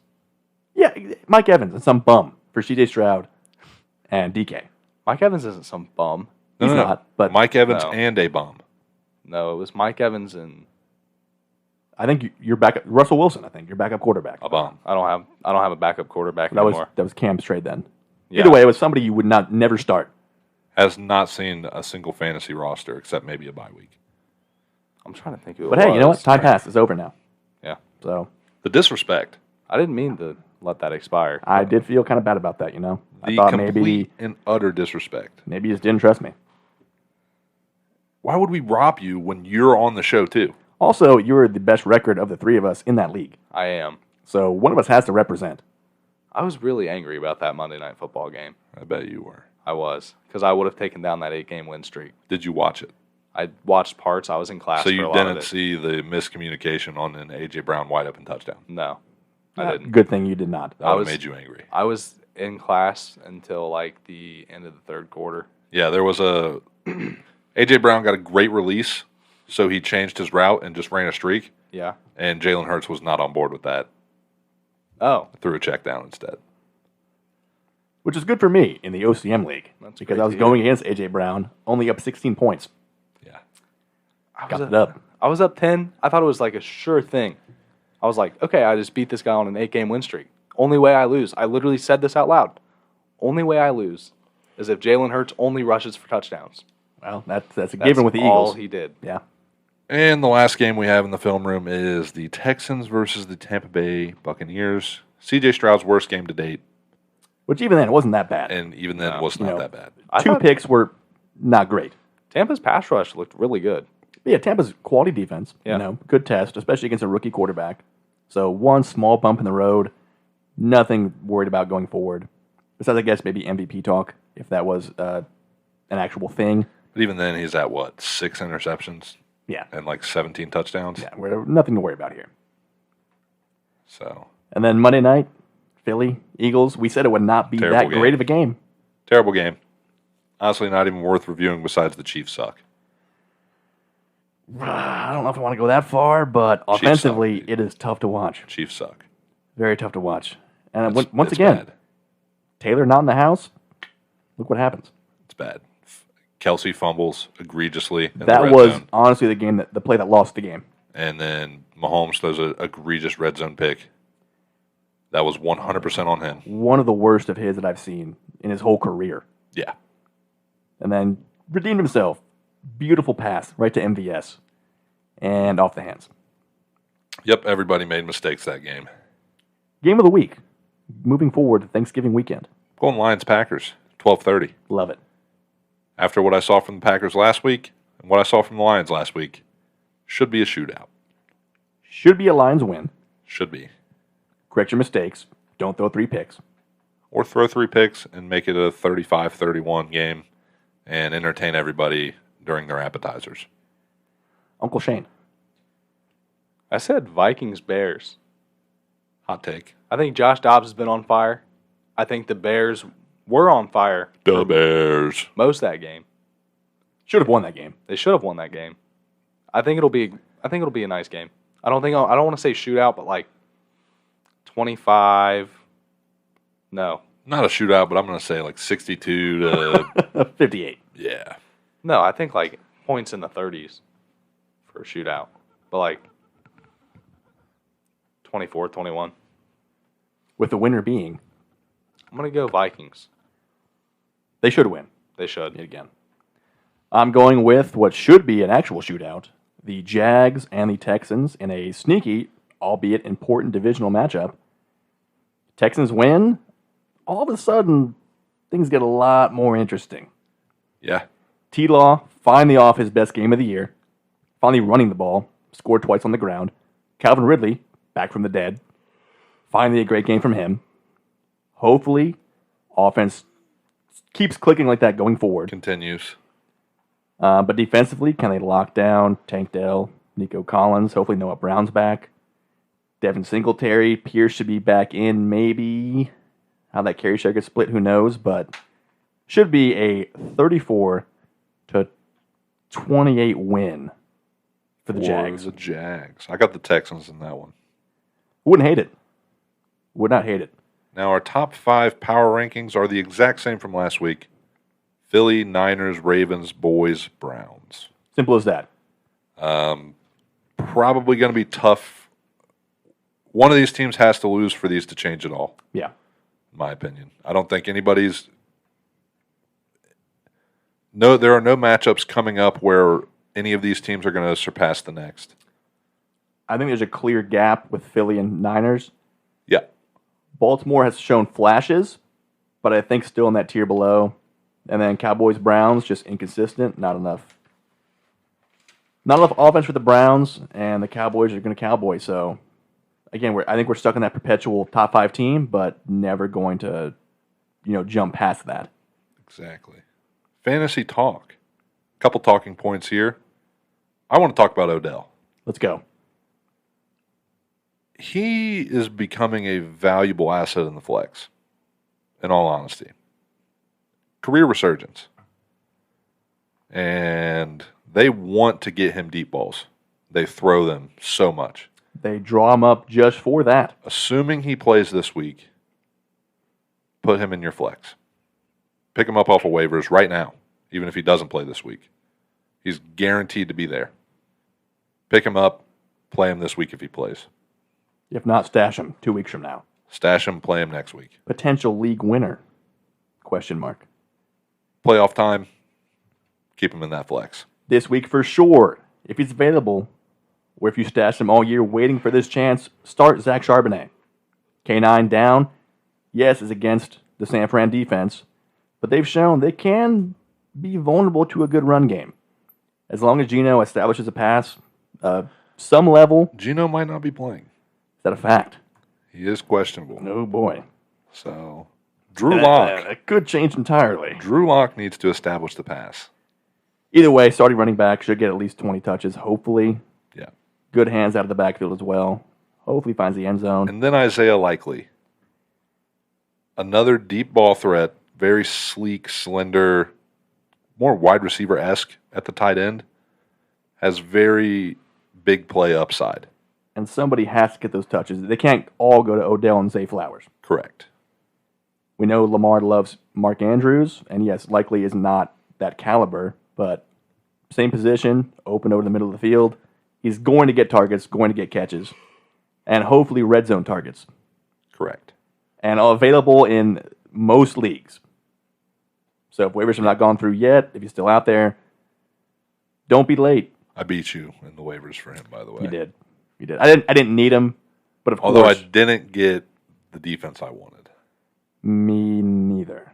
So Actually, thinking that league, I might have Dallas. Yeah, so I'm sad. But I tried to go New England. so did I. Yeah. Swing and a miss. Me too. Let's go sleepers. Of course, Cam won last week. Between me and him, heads up, 92-76. Thanks to Calvin Ridley and Jalen Warren. Pretty much those two guys Deshaun alone. Watson had 0 because the didn't news play. hadn't broke yet. Yeah. So we drafted pre-show, so I'm going to read my team. Austin's going to read his team, and Shane's going to read his team. So I'll go first. I drafted first. The 1 of 1, Justin Fields, should continue to light it up. Then I went Devon A-Chain. He's on pace to play. Assuming he plays a full game, he should get at least a couple scores. Isaiah Pacheco, Baller. the only workhorse on the Kansas City Chiefs. Tutu Atwell. There's no other wide receiver on the team right now. Rashid Shaheed. Always open. Feel like he gets a deep score every game. Even now, with Mike Thomas being out. Should get And more looks. hopefully Jameis throwing. There's one thing Jameis loves. The deep ball. Exactly. I'm going Jonnu Smith. Desmond Ridder back. Jonnu Smith, tight end screens all game, 75-yard score every time. My flex, I went Jerry Jeudy. He's due. And if there's one thing the Browns suck at, it's slot receivers. And that is your 1 weak spot. So that and, for some reason, running up the middle. So Najee should be pretty good, you would think, against the Browns. Yeah. My quarterback, I'm riding momentum. Trevor Lawrence, after his best game of the year, hopefully keeps that going against a decent defense, but keep running the ball, T-Law. You can scramble. You can have designed runs. That's a big part of your game. Correct. And maybe keep looking for Calvin Ridley. Please. My running backs are the return of Kyron Williams, who is, again, the lone back there, will get every single carry. There's, I don't think, a single running back on the roster besides him. Unfortunately, maybe with Kupp and Puka both out, they stack the box, shut the run game down. Who knows? Either way, volume, at least, should be by I hope itself. they do that because then Tutu Atwell is going to go off. And I think you're now one behind me Yeah. in sleepers, so big week here. And then David Montgomery, goes without saying, Touchdowns. even getting half the carry share, he's going to have a big play, a big score, and still get 12, 15 touches. My wideouts, Zay Flowers, with no Andrews, potentially no OBJ. In games prior with those guys out, he had 50% of the target share. He's progressed each week with his route running, his hands. Should get plenty of touches, plenty of targets. The only reason I didn't go OBJ is because he missed Questionable. practice today. Yeah. So if he was limited like A-Chain in practice today, I would have taken him. And then second wideout is DeMario Douglas in New England, who is pretty much the only playmaker on that entire offense. And very good sleeper. And a true sleeper of the week. Yeah. Tight end, going to stack with T-Law, go Evan Ingram. And then my flex is a hopefully fully healthy Khalil Herbert, who got most of the carry share last week that should grow this week. Only problem there is he's not getting the red zone touches, thanks to Deontay Foreman. But maybe that changes this week, or maybe he breaks one off for a nice 45-yard score. Then Shane's entire team is high risk, high reward. But sometimes you got to risk That's it the only way to play it. to get that biscuit. For my quarterback, I went the one, the only Baker Mayfield. Baker, touchdown maker, baby. Yes, sir. For running back, he's been very good for me this year. Picked him up off waivers. Went Jerome Ford. Probably get 50 yards and a touchdown. It's usually what he's been looking at. 11 points right there. You'll take that in sleepers Yes, I every will. day of the week. And Tony Pollard, who is due. He's due. Dude, he's been so bad. He's had literally, I think he's been tackled at the 1 yard line like 18 times. He's been due since week 3. He's due. Just week 1. No, he had a good week 1 through 3. He did. Hasn't scored. Besides the last game, he hadn't scored since week 1. But he was also getting 15-plus touches in each of those games. Yeah. So please, Mike McCarthy, stop feeding yourself and feed Tony Pollard. He's due. For my first receiver, I figured they fired Matt Canada.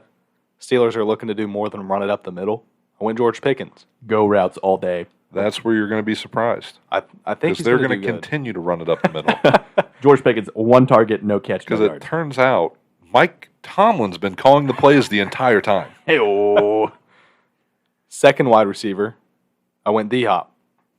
He's had a bunch of good games. Let's have a flashback to week 1 Will Levis. Or of Will Levis' First start, career. Will Levis. Let's get 3 touchdowns out of D-Hop at the minimum. And then tight end, I went Trey McBride. Balling out. You're welcome. And for my flex, I went Zeke. If he gets 30 yards and a touchdown, that's 10 points. I'm happy with that. Definitely your goal line guy, your third down guy. Said Zeke because he thought he couldn't draft Ramondre Stevenson. I did. Even though he could. I didn't think I I could. really hope Ramondre has a 45-point game He and Zeke won't. puts up 2.4. I do too. Ramondre will not have a 40-point game. I We're think thinking a quick break here before I was NBA. getting ready to say that. God, we're on the same wavelength today, brother. Absolutely, brother. Amen, brother. Couldn't have said it better myself, brother. Shane, brother. Question, comment, concern, brother. None, brother. Back after this, brother. Cam, we are long overdue to start getting back in shape. Now's the worst time to talk about it, too. Holiday season's rough, you know. I mean, I'm getting ready to probably eat like 6 pounds of mac and cheese, mashed potatoes, stuffing, 2 green bean dozen casserole. deviled eggs, Easily. a whole pie. Definitely. And then whatever assorted desserts are laying around. You're just throwing down. Calorie intake tomorrow, probably 10 grand. Problem is, you know, it'd be nice if you had some kind of accountability, somebody else to keep you on the track. Because our willpower, we're weak men this time of year. You know? 100%. When it comes to might be cuisine. the weakest man I'm this time of giving year. you a run for your money.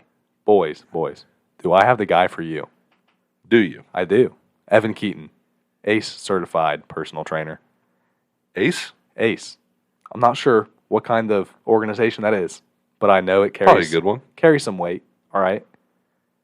But this guy, he will not only train you, he'll teach you guys a little bit of nutrition as well. He's not certified. Just throwing that out there. He's not certified in nutrition. No, he's not. Not in nutrition. He just knows a thing or two. Okay, so what? I go to his house and bring my shit and get trained? No. Other way around. He comes to your house and brings his shit. Or you could go to his house and do one of his group fitness classes that Shane has no idea about because he doesn't listen to the show. But they are now all on his website in a very easily accessible drop-down menu. And it is differentiated between intensity levels, low, medium, high. Boom. Continue, Shane. Wow. Just learned something new, didn't you? You can find that at allthingsfit.org. And if you want to get in contact with Mr. Evan Keaton, ACE certified. Evan ACE Keaton, to certified. you, peasant. Daredevil, by the way. Phone number is 937-308-6324. Honestly, thought he was Charlie Cox. I've never seen him and Charlie in the same room at the same time. Neither have I. I don't even know who Charlie Cox is. Daredevil. It's, yeah. Oh. Come on, dude. He also didn't recognize the costume. Fair point. So, Shane's a very bandwagon-y Marvel fan. Tell you what, you and Michaela's next show together should be Daredevil. True.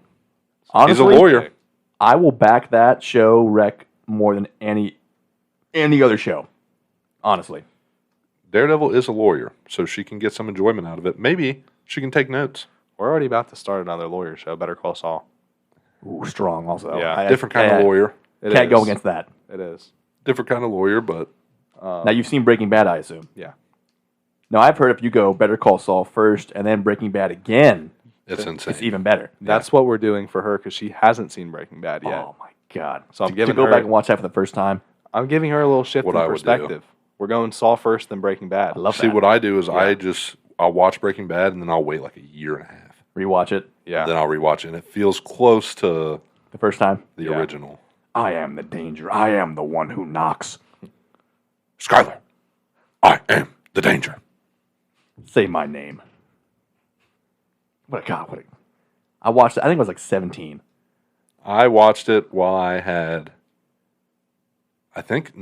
just been like severely dehydrated where I had to go to the emergency room. Ah. And I was down for like a week, just in bed, sipping on Sprite, eating crackers, and watching Breaking Bad. Prime binging a Showtime. Yeah. I watched it during COVID, like very beginning of COVID. Oh, you're a late bloomer. Yeah, you have to remember, I mean, I was around 17 when that happened. give or take. Yeah. Give or take 2-3 years. Yeah. But,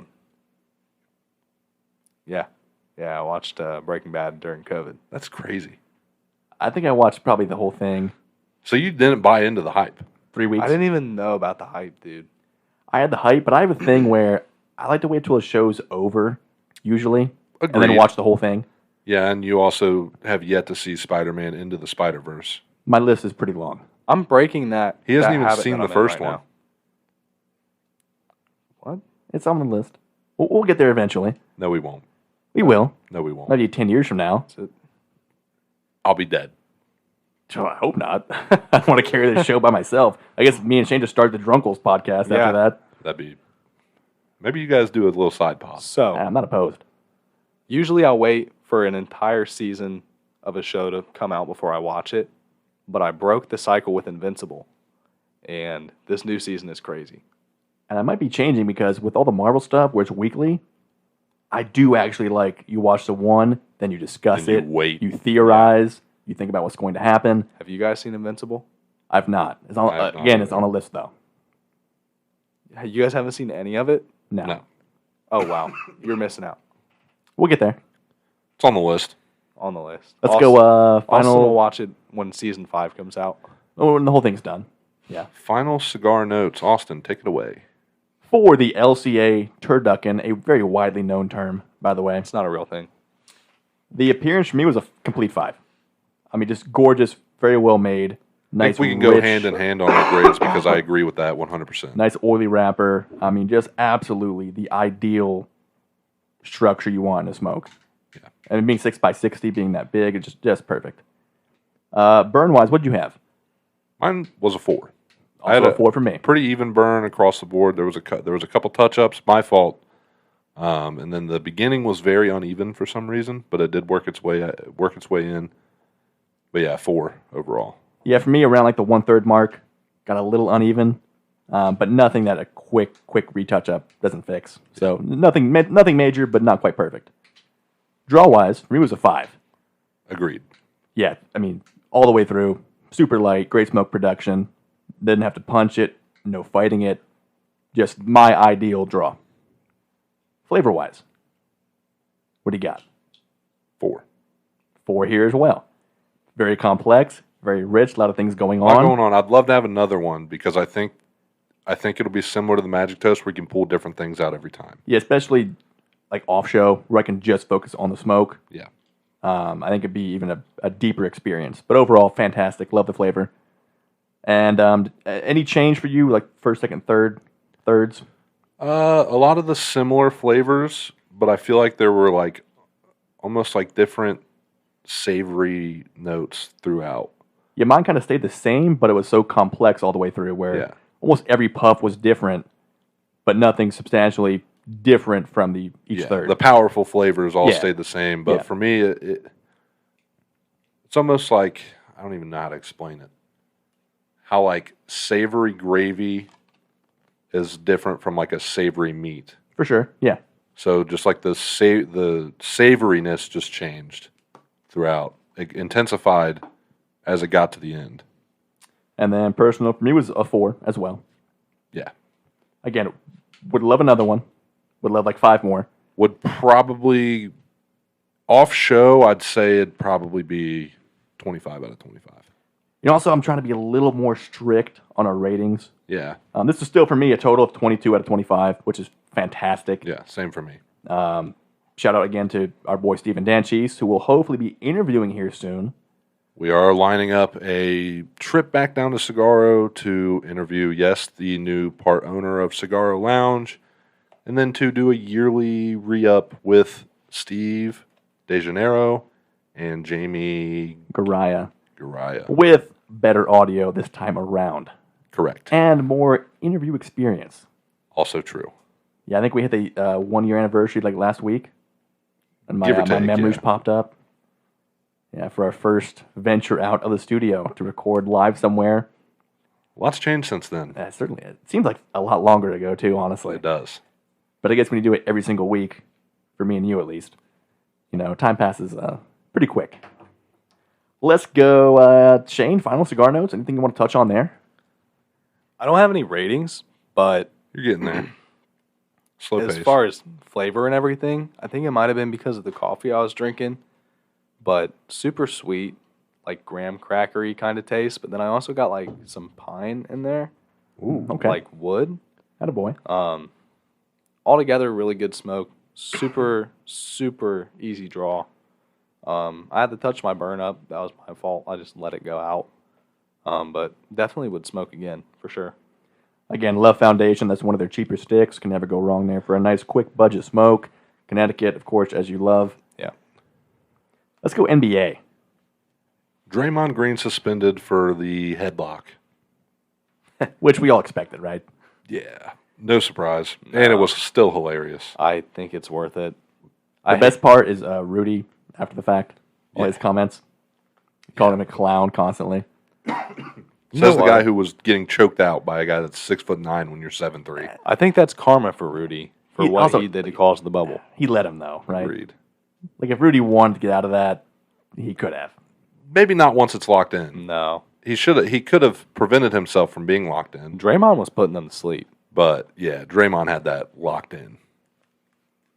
So unless Rudy has some sort of training, he's not getting out of that. And honestly, I just want to throw this out. Impressive how quick Draymond was with it. Honestly, yeah. Yeah. To get full lock like that, On a 7'1" dude. Yeah. While you're full sprinting down the court, very impressive. I was In other news, Scoot Henderson to the G League. Not really getting it done in the bigs. no. I think it's a good move. You know, they're not going to be contenders, so drop him down, let him figure out his technique, get his rhythm back in. Unfortunately, your Rookie of the Year pick goes down the drain. Yeah, I does. really wish I would have taken All-Star Thompson. Could be the G League Rookie of the Year. True.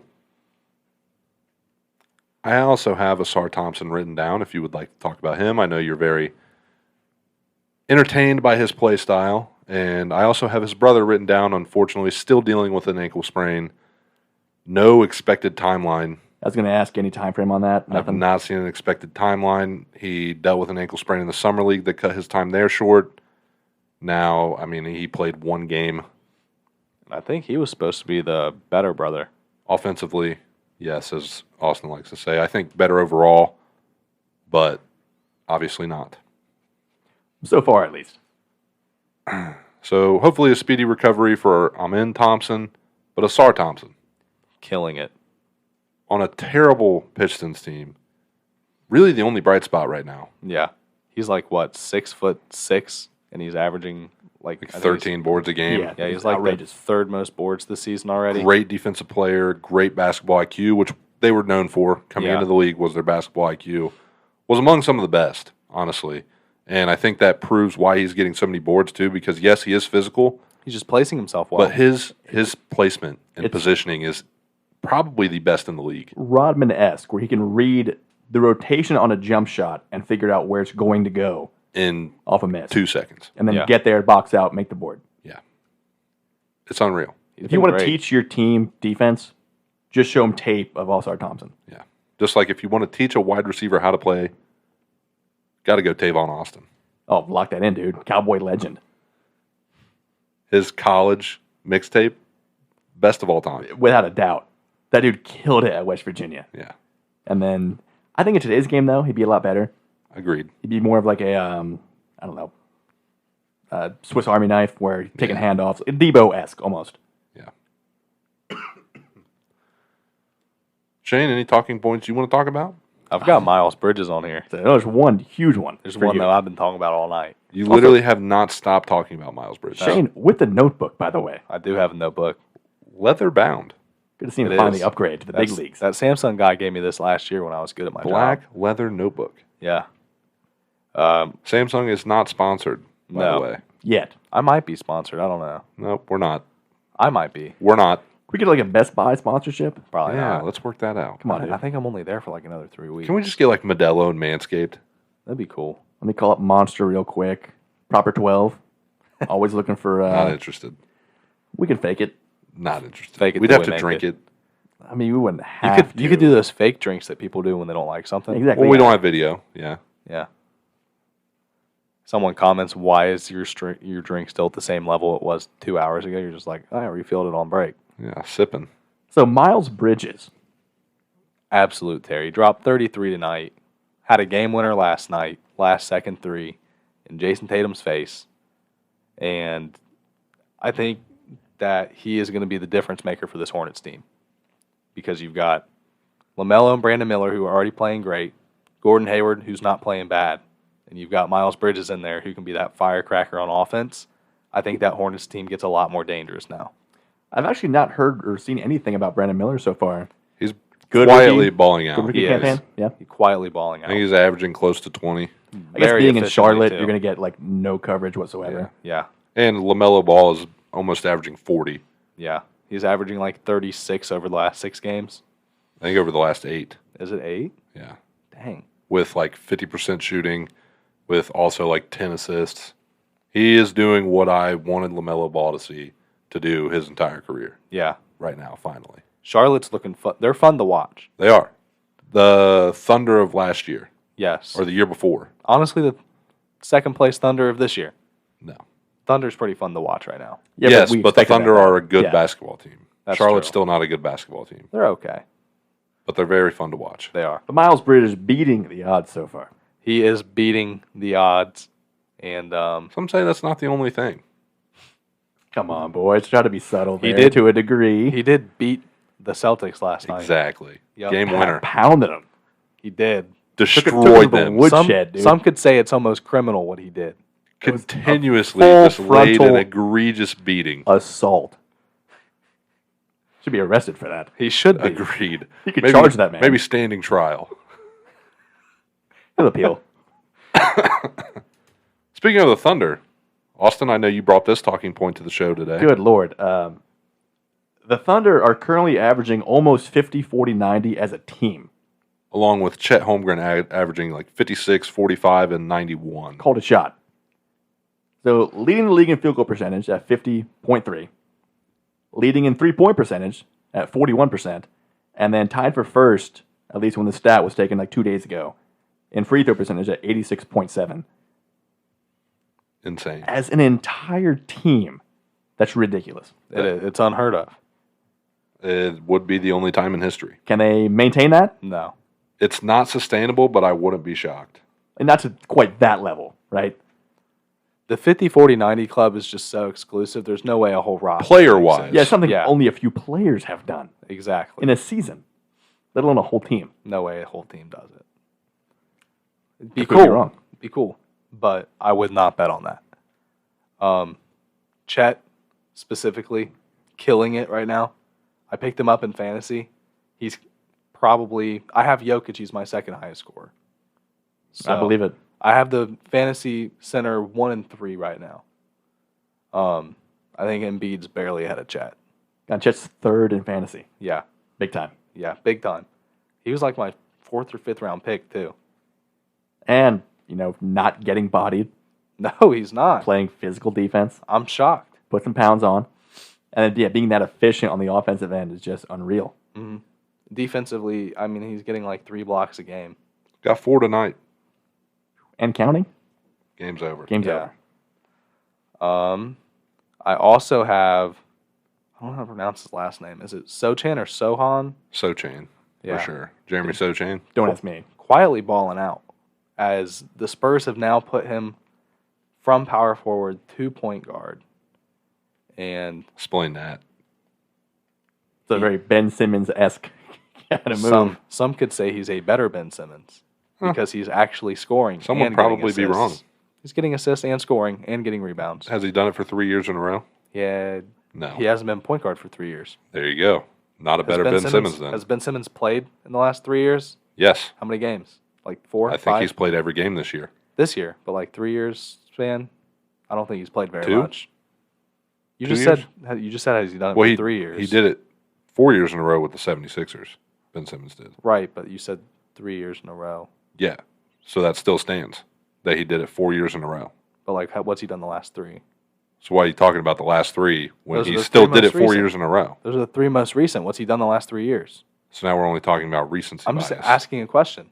What has he done the last 3 years? I think this year he's averaging, What, 2 points and 10 rebounds? I think it was 6 points, give or take, but he's also on a low minute count. Probably 8 rebounds and 5 assists. solid numbers, I guess. What did he do last year? Nothing last year or the year before. The 4 years before that, though. Okay. And What did Jeremy Sochan do last year? next, we have Team of the Week. What did Before that, Shane, I did want to ask you last week, just to go off about your boy Tyrese Maxey and how much he stepped up He's been huge. in the absence of Jimmy Harden. He dropped a 50 bomb last week, dedicated it to Kelly Oubre, which I don't. I'm glad you mentioned that because I Yeah. want to talk more about that here in a minute. That's an odd story. Tonight, he didn't score anything crazy. I think he had like 20, which is still what we need from him. But if he keeps having like a consistent 20 point per game and then those spurts of like 30, 40, 50, we're looking really good. Well, not into scoring, but being a playmaker and facilitating has Yeah. been fantastic. he's no Tyrese Halliburton. He is no Tyrese Halliburton. I was going to mention that come Team of the Week talk. Yeah. Halliburton's been insane. He dropped like, 26 points and 7 threes in one quarter? Yeah. Yeah. That's team insane. records. And then probably finished the game with like 35 assists. Yeah. With no turnovers. I want to say the stat line was 36 points and 17 assists, which was Checks out. nuts. Yeah. Prime Chris Paul-esque. Now, Kelly Oubre. I don't Maybe wanna- there's more to the story than we think. I saw someone say he's new to Philly. He probably just messed up where he got hit. And I mean, That's possible. it makes sense. Yes, but apparently there's no camera footage. Jesus Christ, you okay? Yeah. There's no camera footage of him at the area where he said he was at the time he was supposed to be there. So the theory is that maybe he was doing something that the team wouldn't approve of, like riding a scooter drunk, fell down, got injured, and then said, I was hit by a car. He was riding a bike. Was it a bike? So his TMZ got his ring camera Of course. footage. Who else but TMZ? And it was him pushing his bike, limping, definitely hurt. And he walked in the door and says, call 911, I got hit by a car. He probably did get hit by a car. I like to think so, of course. I think he probably just doesn't know streets. He's been there for less than 6 months. Give or But take. apparently a very popular area he was in that you would think he would have known by now. Yeah, but But after a night out clubbing, you're a little drunk. you You're never just know. riding your bicycle. You never get hit know. by a car.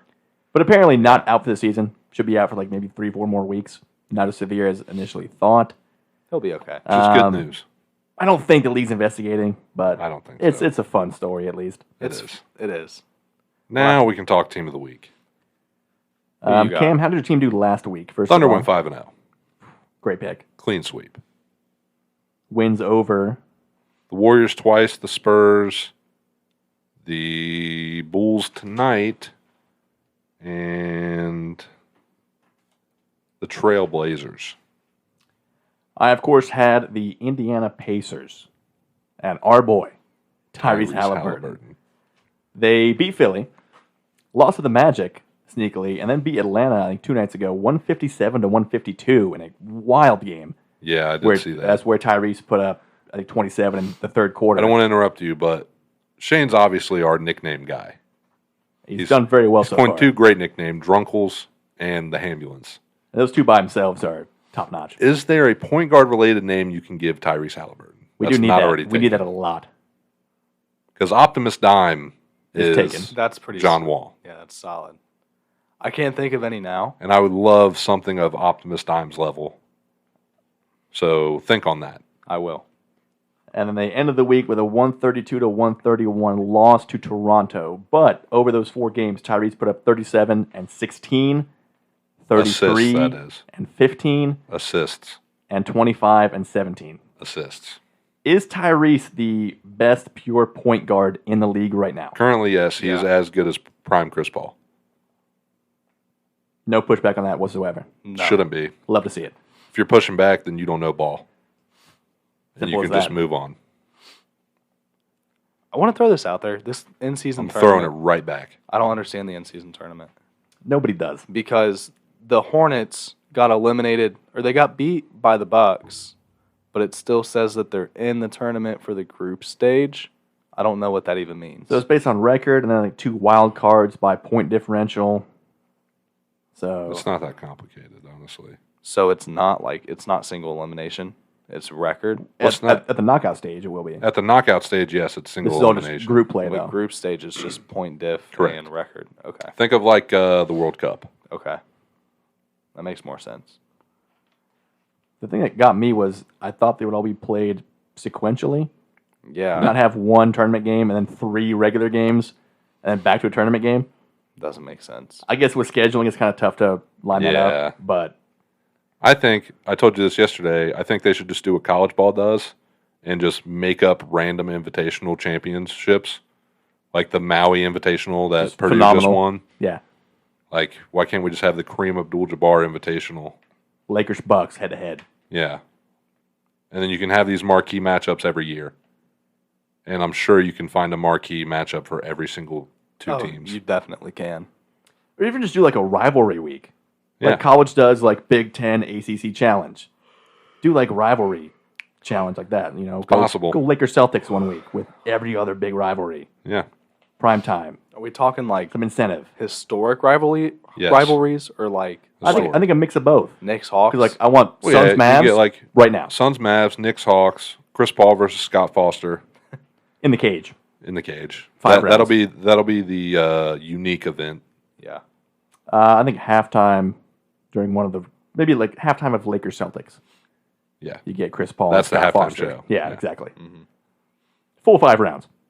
definitely. Although I No, think Chris don't Paul locks that up. I don't think it goes full 5. And then maybe undercard, you go Draymond and Rudy Gobert. Love to see it. Submission match. Yeah. Yeah, the in-season tournament's garbage. Yeah. New team of the week? My new team of the week is the Miami Heat. Tonight they beat the Cavaliers by like 75 points. Then they play the Knicks, the Nets, and the Bucks. Knicks and Nets should be wins. The Bucks should be a loss, but it wouldn't shock me if they go. I'm expecting a 3-1 here. I have the Orlando Magic, who are a very sneaky 10-5. They beat the Denver Nuggets tonight, thanks to 23 from Paolo and 27 from Franz Wagner. They have the Celtics up next, and then host Charlotte in a 3-game week. Yeah, very sneaky 10-5. Very sneaky. Expect that to drastically change. You would think. But 20 off the bench from Cole Anthony, 12 from Mo Wagner, who I believe is leading the league in field goal percentage right now. Probably. Who would have thought? Young team, fun team, Cole Anthony finally shining. Love to see it. years overdue. Jalen Suggs tried to scrap with Jokic tonight. You mentioned that earlier. Yeah, I watched Yeah. the video and he was like flexing afterwards, and it's like, dude, Jokic would step on you. Like, you're small. Yeah. Jogo with a cool 30, 13, and 12, by the way, Yep. as Easy. expected. Easy money. Shane, your new team of the week. I'm sticking with my Miles Bridges love, and I'm going Charlotte all the way. Charlotte. Yep. I'm thinking they're going 2-0. It's only a 2-game week. They've got the Magic and the Knicks. And like we Little said, sports and stogies Head head to to head. head. Do we have a wager here? I'm too broke to wait. I was For going to say, a I don't, wager? I don't want to bet Shane. You know, No, I'm poor. it's a gentleman's bet. Wait until I get my fire money, man. He's got a girlfriend now with very, very expensive tastes. Oh, yeah. Roadhouse tonight. Exactly. And he went all out. Ridiculous. He went full 5-course meal. Oh, yeah. You know, Yeah. and he paid for the whole thing, as a gentleman would do. Cactus blossom, rolls, peanuts, No peanuts. That giant, The whole nine. No peanuts. giant giant fishbowl. fishbowl margarita. Yeah. Got 2 of them, actually. And then dessert to take home. Because, you know, when it's late at night, you want something sweet. Exactly. Little Roadhouse cheesecake really hits the spot. Any other questions, comments, or concerns, Shane, on the NBA None as that it I stands have. right now? I'm loving it right now. He'll come better prepared next week. He's brought the energy tonight. I know. He's, But pushed, with- he's pushed back, too. I mean, which with like. questions, comments, and concerns. Oh, Of yeah. course, yeah. Always keep those loaded up. It's one thing on the show, we can never have too many questions, comments, or concerns. NCAA football. It's game week. It's the game. The game. And probably the most important of the games in the last couple years. I was going to mention that. Maybe of all time. Honestly, this is the only matchup I want to talk about. I could care less about the rest. Yeah, it's a week overall. Only 2 ranked matchups Which in rivalry week. Makes sense because the game is the only one that's going to be watched. Should be the spotlight. So last week, of course, Georgia rolls Tennessee as expected. Washington a close win in Corvallis against Oregon State, and then Florida State wins, but they do lose Jordan Travis, as you mentioned earlier. That's big. And that's your Heisman caliber quarterback. Yeah. So they did drop out of playoff contention. It's currently Georgia 1, Ohio State 2, Michigan 3, Washington finally up to 4, and then Florida State at 5. There's a lot of weird situations here that could play out. It's unreal. So you would think the loser of Ohio State, Michigan is done for sure. You go Big Ten champ. Let's say Bama beats Georgia. I have it right here. Give me the whole thing, because there's a lot of chaos that could happen. So this is in my opinion, the most chaos scenario. Michigan 13-0, Florida State 13-0, Alabama 12-1, Oregon 12-1, Texas 12-1, Georgia 12-1, Washington 12-1, Ohio State 11-1. Michigan being the Big Ten champ, Florida State being the ACC champ. Undefeated. Correct. Alabama being the SEC champ, Oregon being the Pac-12 champ. With a revenge win over Washington. Correct. And the Texas being the Big 12 champ. With a win over Alabama in Correct. Tuscaloosa. What the hell do you do there? I think Michigan and Florida State are your locks. If you go undefeated, you should definitely be in, of course. Michigan's a lock. Florida State should be if they win out. In my opinion, you have to go SEC. Committee loves that, of course. Now, I think And I think you go Big 12. you would have to go Bama. Georgia's out. If they lose to Bama title game, Bama's loss was week 2 when they were not a good team. They've come a long way since then. If this were to happen, I think you go Michigan, Florida State, Alabama, Texas. And then you have, Texas versus Florida State and Michigan versus Alabama. And you leave the Pac-12 out. Yeah. With a 12-1 Oregon with a revenge loss over Washington. Either way, somebody's going to get hurt. Big time. I can't wait for 18 playoff. Make it a lot easier. Do we think I call off Saturday, watch the game? Yeah. Thankfully, I work at 6 p.m., so I'll be watching. Unfortunately, stone sober, which is unfortunate. Yeah. Well, Stone sober. I'm But hopefully, I go into work with a good mood after a good Bucks win. Or in a bad mood so I can make fun of you all night. Either way, the jersey will be on. So what either time's the worn game? in pride or in shame. 12 noon kickoff, as always. I'm definitely calling off. So besides that, Friday is a Civil War, Oregon State. Could be chaos there. And Oregon State would make things a lot easier for the committee going forward. And then Florida State and Florida. Florida State on upset alert. Yeah. Losing Jordan Travis is a huge deal. Now, they're definitely still more talented overall, but Florida is not a bad team by any means. And I think could definitely pull something off. But of course, the main attraction, the game. And I think, again, maybe the most important version of the game. In your most non-biased opinion, who wins? It's a coin flip. I think, honestly, Michigan should win. Michigan should destroy Ohio State. Okay, destroys a strong They word. should 100% dominate you. Have you watched any football Yes. this year at all? Dominate Dominate. based on what? Based on Ohio State not performing very well offensively against good teams. I think that's kind of a myth. It's not. Like, there's a narrative that McCord sucks. He doesn't. He's great against terrible teams. And he's very good against good teams. Not very good. We've been spoiled by C.J. Stroud and Dwayne Haskins and Justin Fields the past 5 years. He is good. Is he going to win you a game by himself? No. No, but he doesn't have to.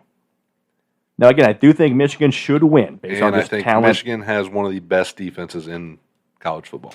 and we do as well. Agreed. We're probably 1 and 2. if However, anything. I think Michigan's offense is way better. So here's my keys to the game. First things first, we have to stop the run. Yeah. Limit Blake Corum. If we lose by JJ's arm, so be it. If he beats us like that, I'm cool with that. But make him throw. You cannot give up, like last 2 years really, 65-yard run touchdowns. Limit the run game, stack the box, make him beat you in man coverage, because I think our secondary is good enough to cover their above-average wideouts. There was no standout guy, really. Are we in the shoe? No, it's in Ann Arbor. Which is why, again, I think with home field advantage as well, Michigan should win. The other key to victory is getting Marvin Harrison Jr. established immediately. Yes and no. So different ways to go about that. Could be a decoy and get Mbuka and Case Stover open, because maybe the biggest downside of McCord is forcing the ball to Harrison. No, I agree. But you get Harrison established immediately, then make him the decoy. At the very least, even off the bat, they should be double teaming.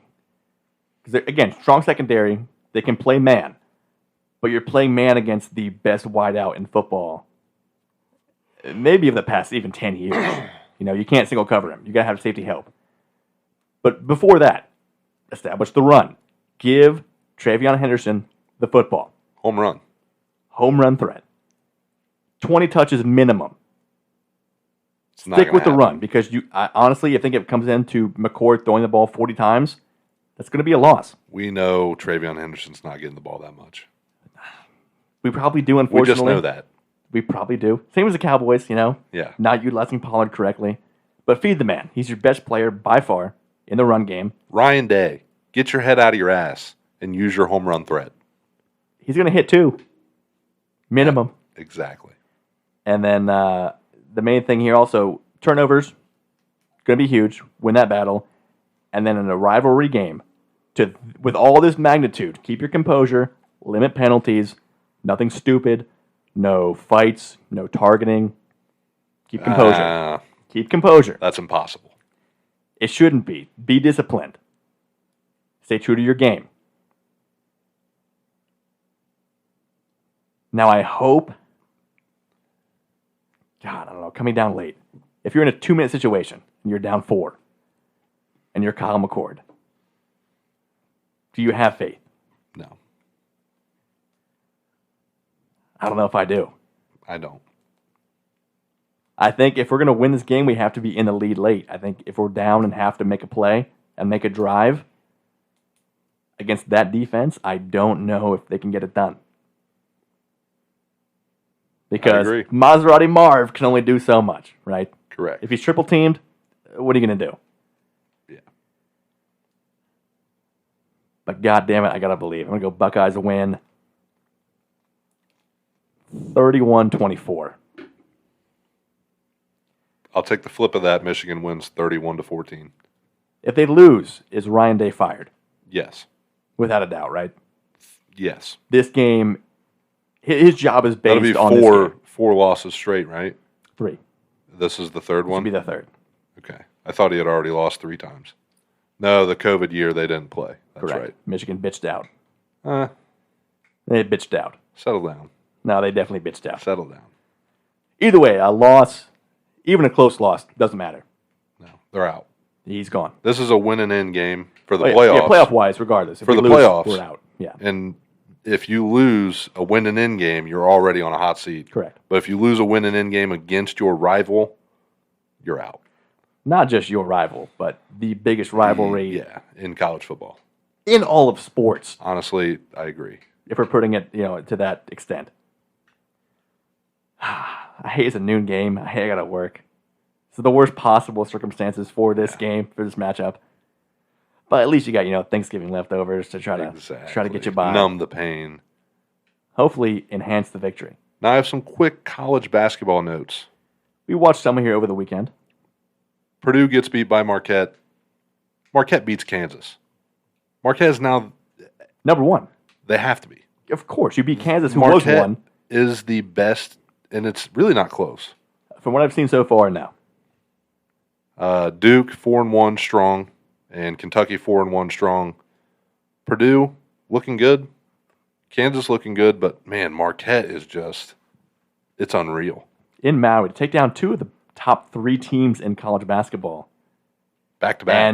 And, they controlled Kansas all the way through. They did. It wasn't really even close. Similar to Purdue.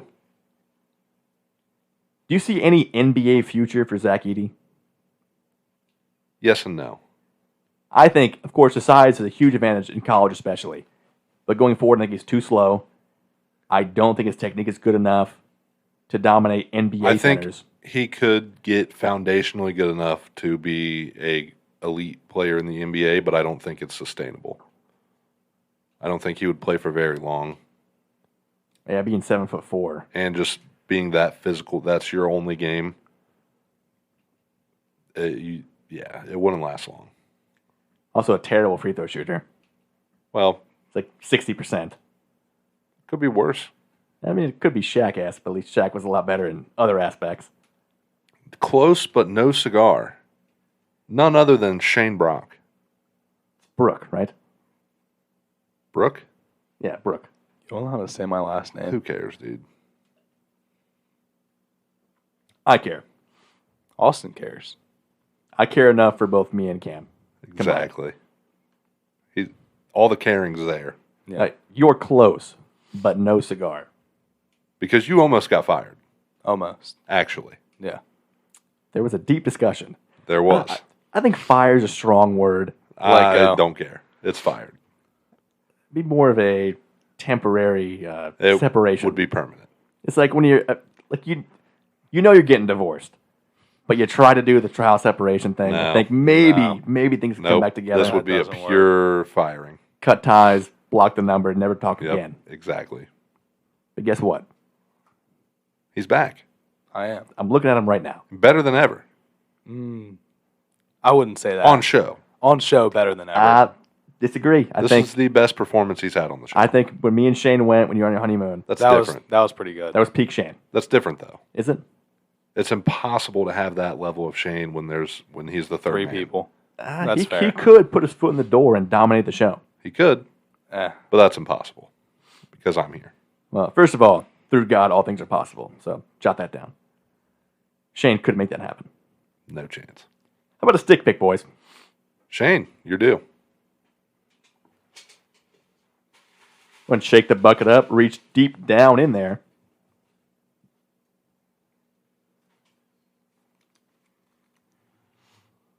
The American by J.C. Newman. Whoa. Good luck. One we've each only had one of. It was on show. Thanks to Bobby Newman. Was that from that event? It was. I believe I think your dad. Was it your dad or your uncle that gave us one? They were all raffled. Uncle Sean gave us one from his raffle. Correct. The other one was a raffle you won. I believe so. Yeah. But yes, they were both from that event. Tough to find, but top tier smoke. Of course, we all love Jason Newman here, both their product and what they stand for. So if you can see one out there, I believe our boy Travis at the Humidor in Newark has them pretty regularly. At least Wolfie says so. I'd bet on that. So if you want one, go ahead and take a drive out there. Our Ash for Cash for the week is strictly NFL. Got a 4-leg parlay here, $10 to win $115.95. I'm taking the under in the Dolphins-Jets game at 41. I'm going Texans plus 1.5 against the Jags. I'm going Broncos money line against the Browns. And the Eagles money line, or Eagles -3 actually, against the Bills. Good enough season so far. Not lost any money. Still playing house money. There you go. So hopefully, another cool hundy this week. Keeps the momentum going. And, of course, the best segment of the show, Bums. of the week. Number 1, Kareem Jackson. What are you doing? Come on, dude. What are you doing? You just got suspended. Your first game back. What are you doing? You're paying $1 million in fines. What are you doing? Tell you what he's not doing. He's not playing He's football not for the playing. next No, 4 he's months. not. Without pay. Next, Curtis Blair, brought to you by Shane Brooks. Gillis. Thank you. Thank you. Throwing out Mike Malone and Jokic before the first half. Bum. Bingo. Not just throwing out. It's some of the softest I've seen. And this whole season especially. Texts have been wild. Really soft text. Like, I think Malone got a tech for just saying that was a stupid call and then throwing his hands in the air. Like, come on, coaches can't scream. Yeah. Double teched up for that. And again, all this talk about, load management and fans not seeing star players. You're going to throw out Jokic? It was on the road, right? I believe so. So he goes there twice a year, tops, and you're going to toss him first half? Bum behavior. Come on, dude. Bum behavior. Next up, of course, Marquez Valdez-Scantling for the game-losing play. Yep. Easy grab. Catch the damn football. Not that hard, dude. It's your job. Your only job. Exactly. But he did own it post game. Agreed. And In so did the Mahomes. same vein, Quentin Johnston, you're a bum. You're also one of the bums of the week. Dare I say bum of the year candidate? We got a lot. I don't know. Zach I can't wait for Wilson's- bum of the year, dude. We are only maybe a month away. Today's what, the 23rd? Yeah. Probably 4 shows away, maybe 5, from our year-end wrap-up show. New Year's Eve, bum of the year, yearly look back on everything we went through so far this year. Yeah. Who was the early bum of the year front runner? It's got to be Zach Russell Wilson. Wilson, I think. Last year, he won that, secured Was the that. front runner. He was the reigning defending I champ. think we said the Broncos again because we eliminated them from. But all of a bum sudden, the they've year won contention. 4 straight. Correct. So now we can put them back in bum contention. If they lose 4 straight, back in there. And then I believe Zach Wilson. I don't know. I feel like I'll have to look back. I feel like we He was said we pretty weren't bummy. allowed to put him. There was some guys that we were like, that's just a given. That's a default bum. But to get deactivated, like you're not even a backup. I mean, yeah, that's true. It's pretty rough. If you're backing up Trevor Siemian as emergency quarterback, Yeah. That And is you might even pretty lose bummy. that position. it's strong. If Nathan Peterman comes calling, Zach what are they might- going to do? Say no? Zach might be working seasonal at Best Buy by next year. Dude, be maybe your- you can get an in. He could be your Maybe. employee, dude. I'm not going to be there next He year. could be your trainee. I'm not going to be there next year. Yeah, I've heard that for a long time. I've got 3 weeks left. I've heard that for a long time. I'm not going to be there. By January 1st, 2024, Shane Brock no longer at Best Buy. Shane Brook. You heard it here first. I think that will conclude episode 63 of SnS. Shane, take us home, brother. All right, boys. As we like to say, SNS. To To the moon.